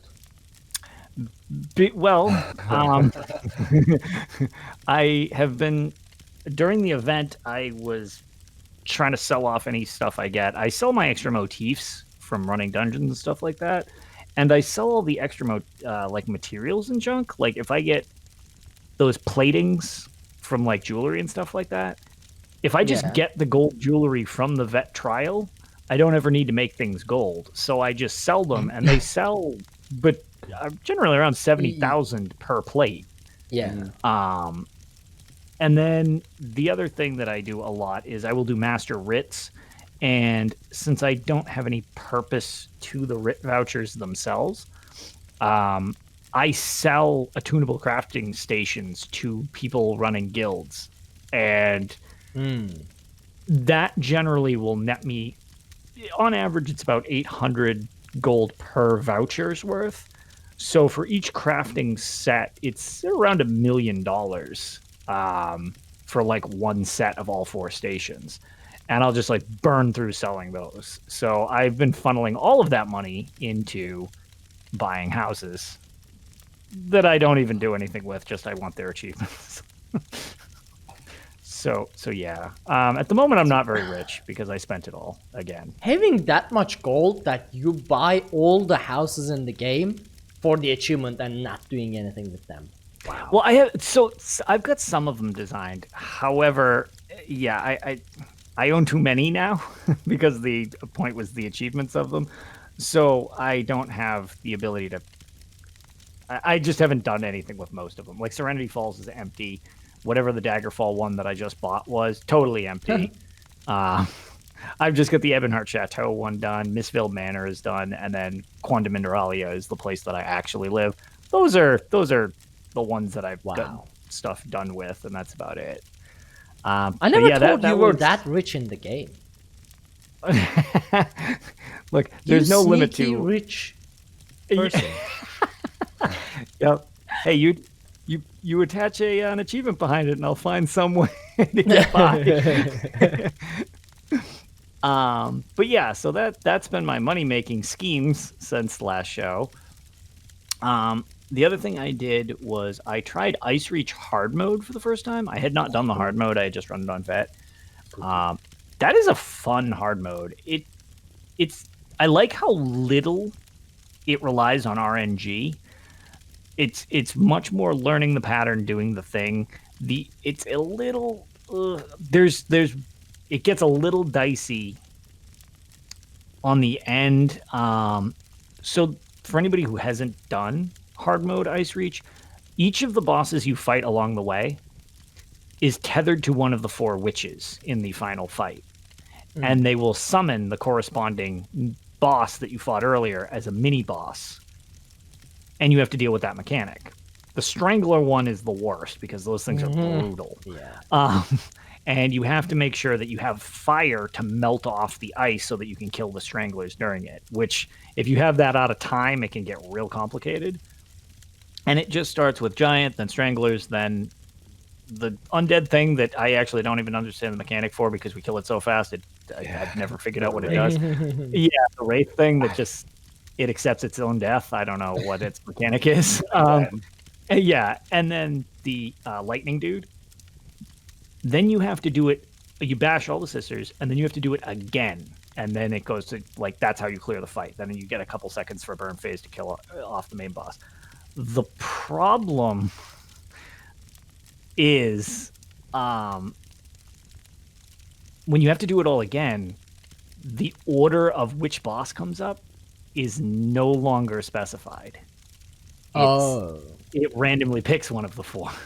We never got to the second rotation, so I didn't know that. So we thought it was always we just always were under the impression it was like, oh, okay, and then we go right into the Strangler phase because while we were trying it, we got it twice in a row, and we're like, okay, we got this nailed down. And then the third try, which granted we cleared it, but we went in and we're like, oh no, we don't have fire, we're screwed. And it didn't go to the Strangler one. We're like, wait, what? And it went right back to the lightning dude. So we were able to slow roll lightning until somebody had fire. And then we would kill that one. And if it happened to be the Strangler one, we were set. If it wasn't the Strangler one, there was less threat. We weren't concerned about it. And we just basically intentionally slow rolled it until we got it so that we had fire on time. But it was fun. I liked it. It's chaotic, but I liked how it was not so much with... There was very little RNG, and what RNG there was controllable, which I liked because it was good to practice on. It was mechanics heavy, not... What's that? The main RNG is Tornado there, I guess. Yeah, because I don't think it has a pattern. No, it's kind of just like all over the place. But yes, exactly. Yeah, dodging the area of effects things are definitely a thing. But like the heavy mechanics themselves, I liked how it was predictable in a way that you could practice it. And then the other thing I did was I grouped with some new people and a couple people that I knew from one of my Trials guilds. And he happened to be looking for the Beast personality, which is the trifecta in March of Sacrifices. Each day we cleared a challenge to kind of get the flow of it, and we actually got the Beast personality, which is very cool. I had never done the... I had never bothered with the like speedrun or hard mode or anything like that. That no death. I'm sorry, the speedrun or the no death. That no death is a tricky beast. Shoot, I can't think of the dungeon. It's not March of Sacrifice. It's March of Sacrifice. Yeah. Oh, okay. It's March of Sacrifices. I can't think of the other one. Moonhunter Keep. Moonhunter Keep. No, it's not that one. Okay. Yeah. Yes, I think I'll never get Moonhunter Keep no death. Like, I don't know if I'll ever do that either. It's so easy those die. behemoth werewolves bugged destroy right you. Yeah. Right now, Oh, the yeah, Archivist is definitely. bugged, so Oh. you're not going to get no death unless you just have a flawless run in RNG in your favor. I learned that the hard way last week. Yeah. Yeah. The Archivist is a cool concept that occasionally gets a little loopy. But yeah, March of Sacrifice is a really cool dungeon. I like it a lot. Another hard mode that I actually think is a lot of fun. It's definitely challenging, but yeah, I don't know. It's a very good dungeon, but I was super psyched because I actually put on the Beast personality, which is ridiculous. My character walks like I'm about to enter a wrestling match. And when I take my helmet off to do writs, I found out that I'm very angry now, and I'm just snarling at the thing. I just look really, really upset all the time. So, and I shout at people, just randomly walking around. I'm not sure why he does that, but probably the funniest part is you know how werewolves will be like upright in the game, and then when you sprint, they'll go onto all fours and kind of like gallop like a like an animal. Well, if I'm sprinting for a while with that personality, I never realized that you just devolve into running on all fours. Oh, That's amazing. So that is. I've been pretty entertained by that this. personality. I did not realize it because cosmetics aren't my thing. But like this, I was like, okay, this is pretty cool. Like I like the stance, like your guy's kind of like leaned over. And then like as I did it, I was like, okay, this is actually pretty entertaining while I'm doing this. So. You know what needs to be tried? You know that mount bug that when you sprint, you start running on top of your horse? Doing that with Yeah. that Oh, yes. personality, so you're running Oh on my top of your God, horse. I need to get on a all video of fours. that. Yes. Okay. You well, I gotta know what I'm like doing the next tomorrow. time next time that bug happens, just do not stop sprinting. I'm literally going to need to just go around zoning until I can trigger that bug. Just because I want to see that now. But yeah, so that was pretty cool. And then to point out that I'm a moron because I can't believe that I've never noticed this.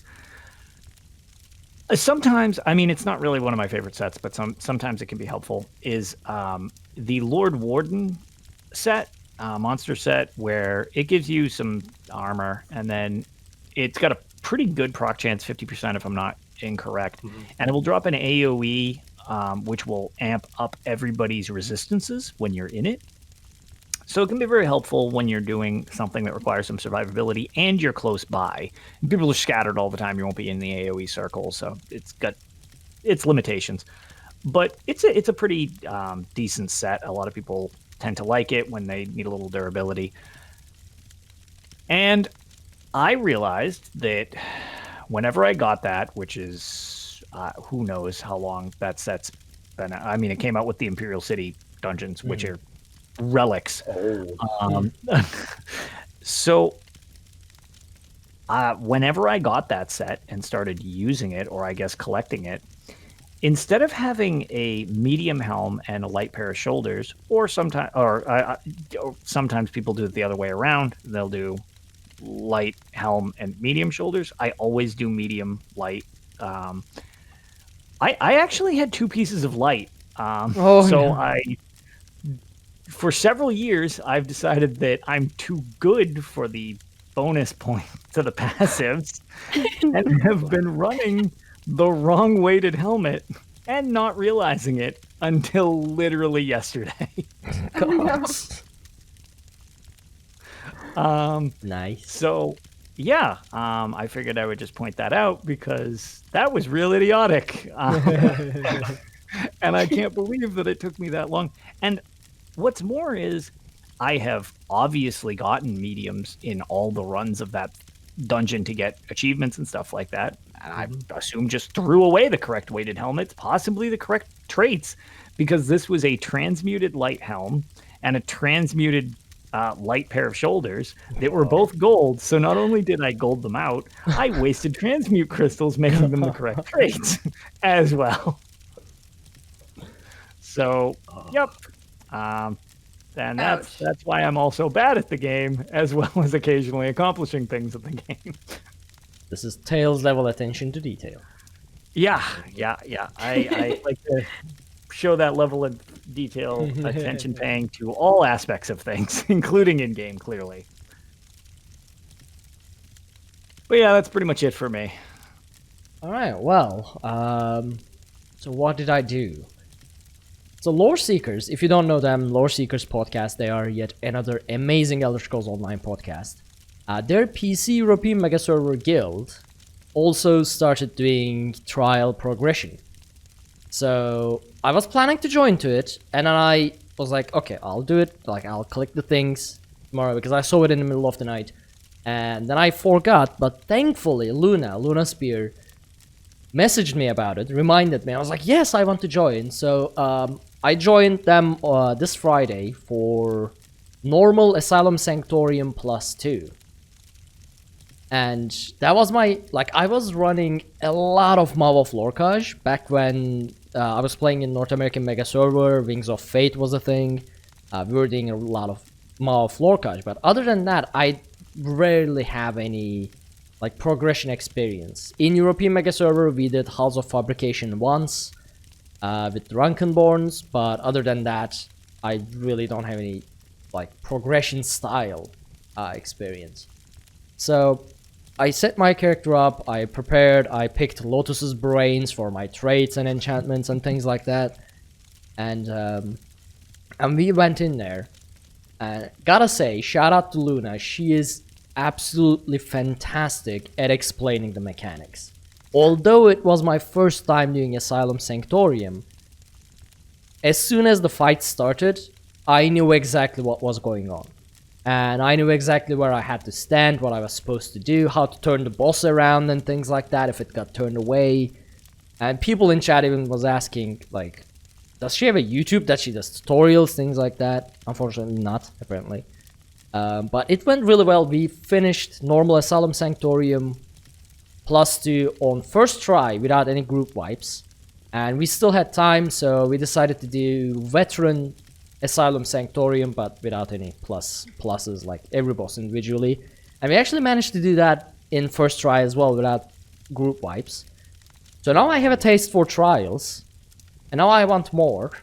Now I want the even harder stuff. I think next week we are going to do Cloud Rest +3. I don't know if veteran or normal though. That's fine. I'm not I sure would which one. assume normal. +3, that's one of the things I have never done. I've done Cloud Rest Vet. Okay, now I'm nervous if it's +3 +3 is +3 on intense. normal is chaotic.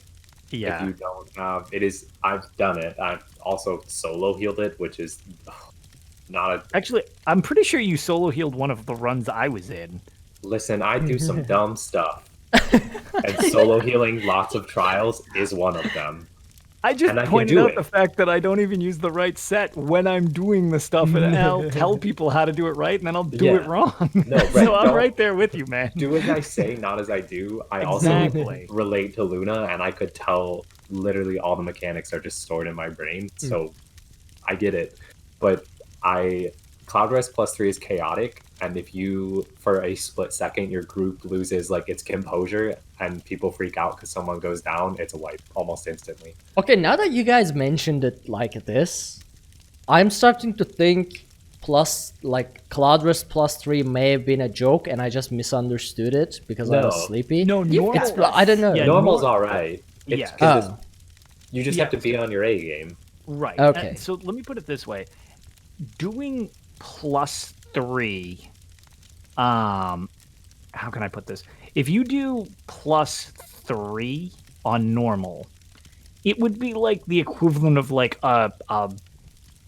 one of the other difficulties on like Vet. Maybe a little less difficult, like comparable wise. okay. So normal +3 will give you a good grounding. The thing is, as you add the pluses, it's not that things hit harder, or well, I mean they do, but it's just trying to juggle all of the things happening at the same time. That's really tough, and you just have to have a group in sync. With them being on normal, you have a little more leeway on things aren't going to have, as much health and stuff like that.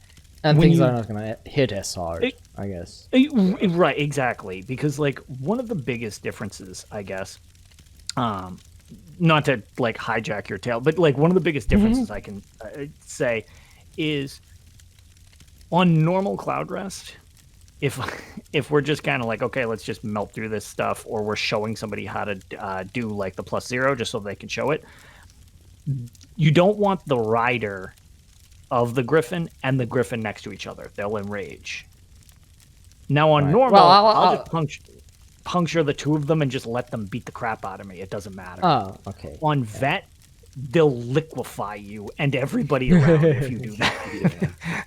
That's Also, kind of Pixie, what I mean. It's just like are you have to- okay? You can't bypass stuff. I feel like we are losing Pixie by the moment. Anyway, I lean my chair back because I'm like, wow, that pinched nerve really sucks. I'm gonna lean back here and now I'm just falling asleep. Do my best. I'll sit back up. I've got it. Okay, You're fine. I'll. Everything's fine. No, don't speed Good, up. You're fine. okay. I'll be awake. I'll appear slightly awake.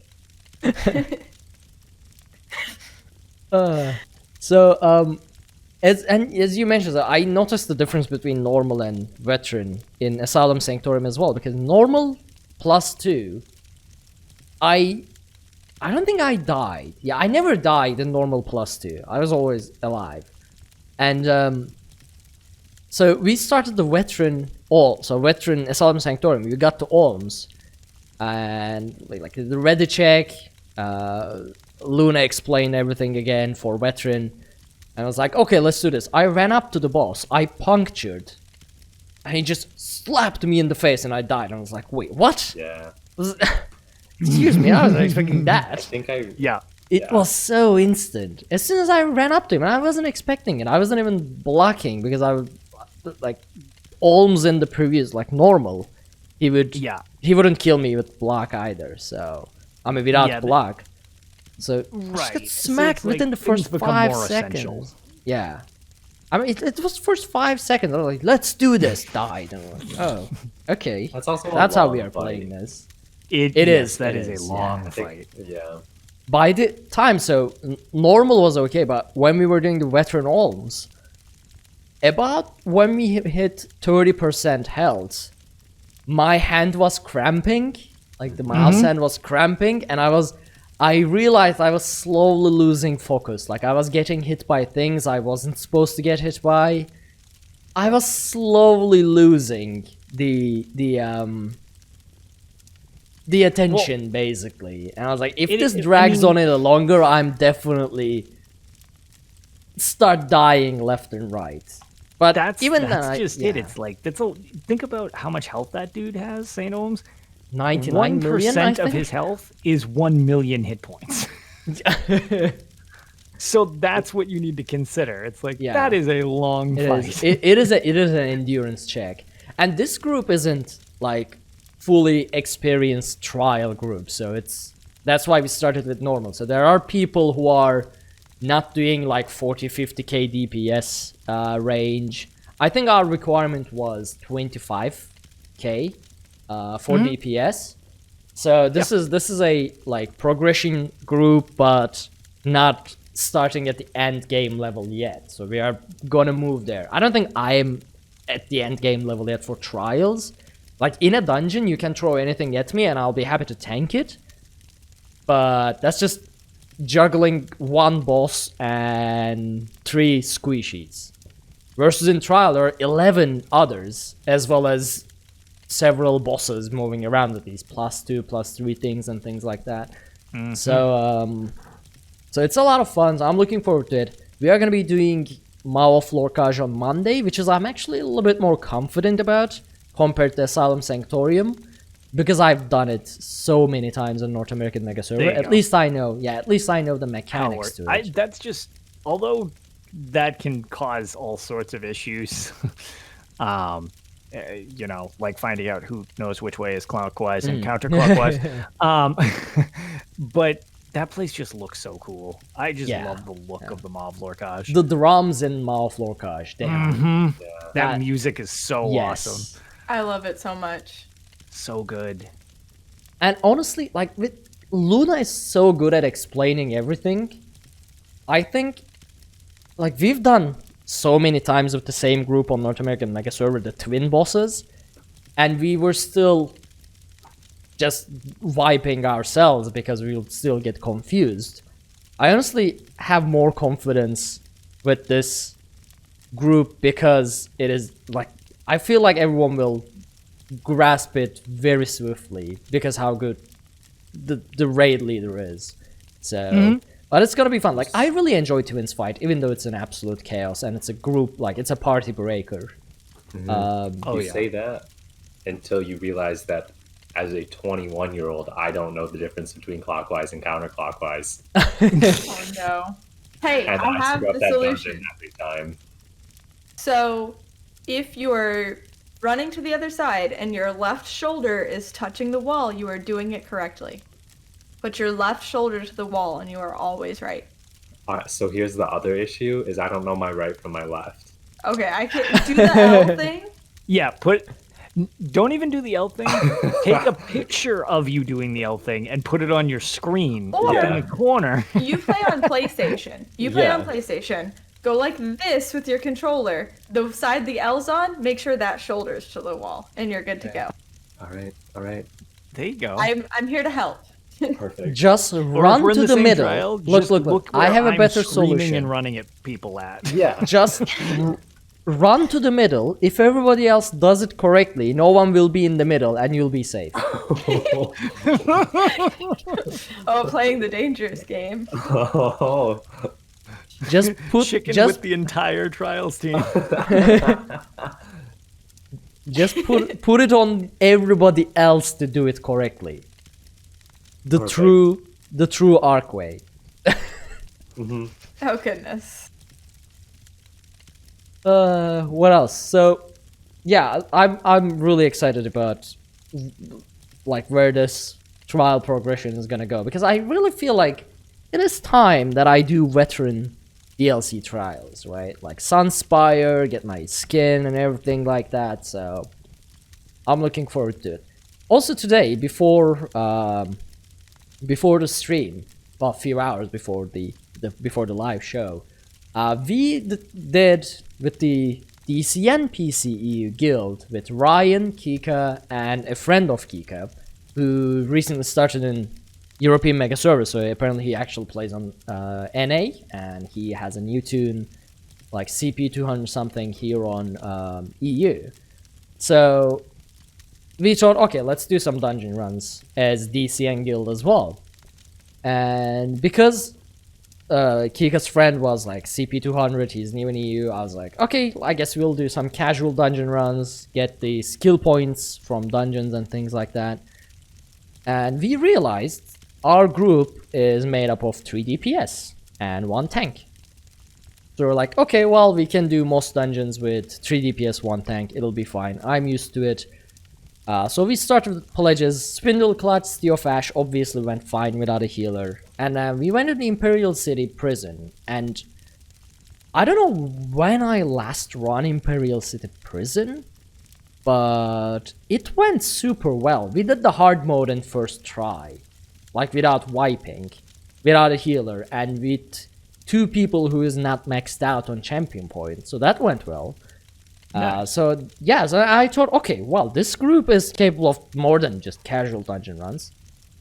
And so we went into Falkreath Hall because Ryan was missing an achievement from there, and I haven't been there in a long time. So we actually did Falkreath Hall without a healer as well, so 3 DPS, 1 tank. And we realized we actually do a very solid group, and it was really fun. So we were in voice chat as well, and we were having a lot of fun. It actually was a very fun, like, 3 hours. So I'm looking forward to doing more of that as well. That said, if you play on PC European Mega Server and you want to join our Dungeon Crawler Network guild, shoot me a message in-game on Discord, on Twitter, message the channel here on Twitch. Basically anywhere you can contact us and I'll shoot you an invite. But it was definitely a lot of fun. Now, I think Imperial City Prison got nerfed at some point. That's why it wasn't as brutal. Or It did. It did, yeah? Yeah. Alright. I forget what exactly got nerfed, but it was not crushed by the nerf hammer the same way that White Gold Tower was, though. Like, Right.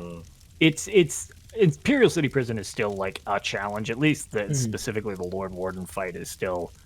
Yeah. I mean, those portals are. See, the thing is, he Suspect. never did the portal. I think because we were 3 you had enough DPS, burn to just bypass it? Yeah. Oh, It was yeah, one that of those makes it a lot fights easier. that having 3 DPS allows you to just override the mechanic that you don't take Yep. damage anyway. So, and you can actually see the difference between older DLC dungeons and newer DLC dungeons in the sense that, like, they really changed up how some of the mechanics and damage works, that you can't as easily go without a healer. Like, Finnegan really is making sure that just by doing like 3 DPS, you can't skip mechanics, which is really the case in some of the older dungeons. because you burn so fast, the boss doesn't even get a chance to do any damage. So you don't even, in a sense, need a tank. Like, if they were 4 DPS in that Lord Warden fight, it would have been over even faster, because a sorcerer can tank the machine guns from Lord Warden because of the shields. I really did nothing but apply Major Fracture. Like, that was my main thing there. Because, at one point, I forgot the machine gun mechanic, and they tanked it just fine as DPS. So, you can definitely tell the difference. But it was a lot of fun, and I'm looking forward to do that again as well. And, like, with the Lore Seekers progression and us doing dungeons like this and things like that in PC, this past week has been so much fun in ESO. Long story short is that I had a lot of fun in ESO that I hadn't had in a long time. Especially, like, we used to run a lot of dungeons with Drunkenborns, but now due to scheduling issues and everything like that, we haven't been running as much dungeons either. So yeah, I've been feeling kinda like I was just jumping around mostly and trying to make money for Greymoor, but with these 2 new groups, I'm really enjoying the game again. Nice. Good. So yeah. That's fantastic. That said, I guess it is time to wrap the show up. It wasn't too bad. It's 2.5 hours plus, like, an hour of pre-show or so. Yeah. Like, hour for something. I don't know. But it wasn't too bad, yeah. It's a classic episode. Although Pixie, I can see Pixie is...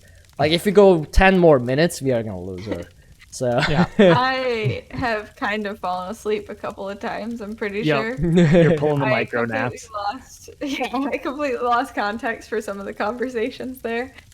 I'm super tired. awake now. Change my name. I'm super awake now because of, as Kiz mentioned, how much stabbed I've been throughout the show. Especially with Promethean, with an invisible, unforeseen kick in the guts. This was the perfect episode for Promethean to come back on. Perfect timing. Yeah. Who would have thought that the end of the Promethean break would also bring the end of the reign of the Nord?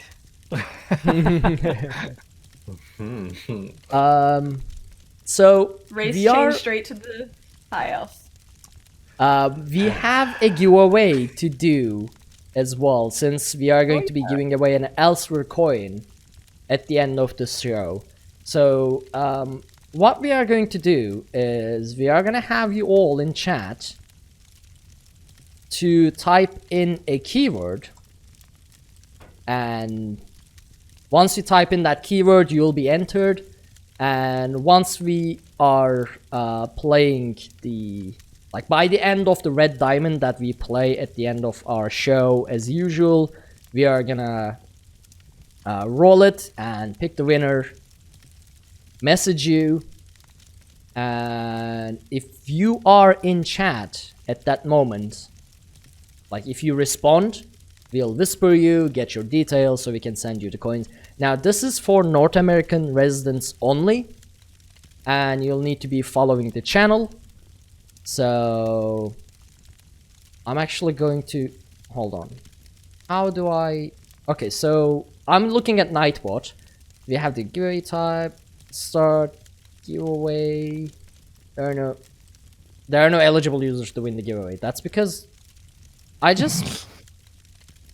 Hold on. Congratulations, everybody. Yeah, no one won. You keep the coin. However, if the keyword is not dragon, I'll be disappointed. No, the keyword is !backstab. Even better. Can someone try it? Can someone try it so I can actually... I'll do it. If the episode title does not have something to do about to do with backstabbing, I'm going to be disappointed. I can't even say the word backstab. I'm really, really tired. Okay, so if you're in chat, this is for our live listeners. It won't make sense to our recorded versions listeners, but Yeah, this might need to be edited out for the recorded version. no, it's fine. Well, I mean, they'll know what to do. So, Come join us type live. type exclamation mark backstab in chat for a chance to win an Elster coin within North America. And as I said, we'll roll it at as we play the Red Diamond at the end of the show. I'm barely speaking right now. Anyway, so you can follow everything we do over at dungeoncrawlernetwork.com. There you can find links to all of our social media, including Twitch, YouTube, Twitter, and Facebook. Be sure to check out our Patreon at patreon.com/dungeoncrawlernetwork if you want to help support the show. And consider leaving us a 5-star review on iTunes so people know that we're a real podcast, that we say real words, and sometimes it matters. Thank you all so much for joining us on this episode of Tales of Tamriel, and we will see you all next week. Have a great night, everyone. Bye, everybody. Good night.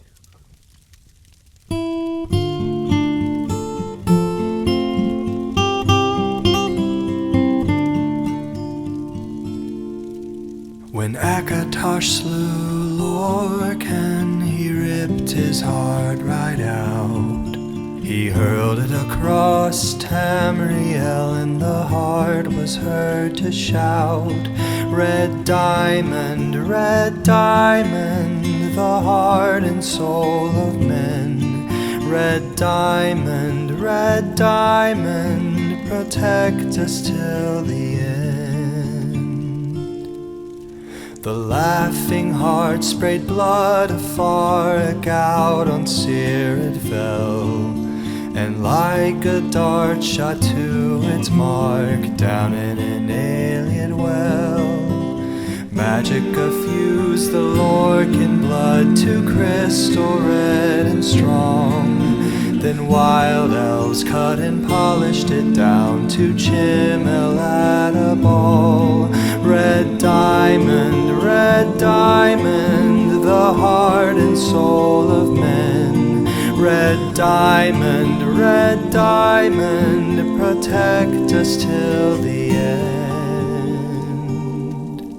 When elves lost Nirn to men, Akatosh gave the stone to Saint Alesh in token of her right to sit the throne. Red diamond, the heart and soul of men.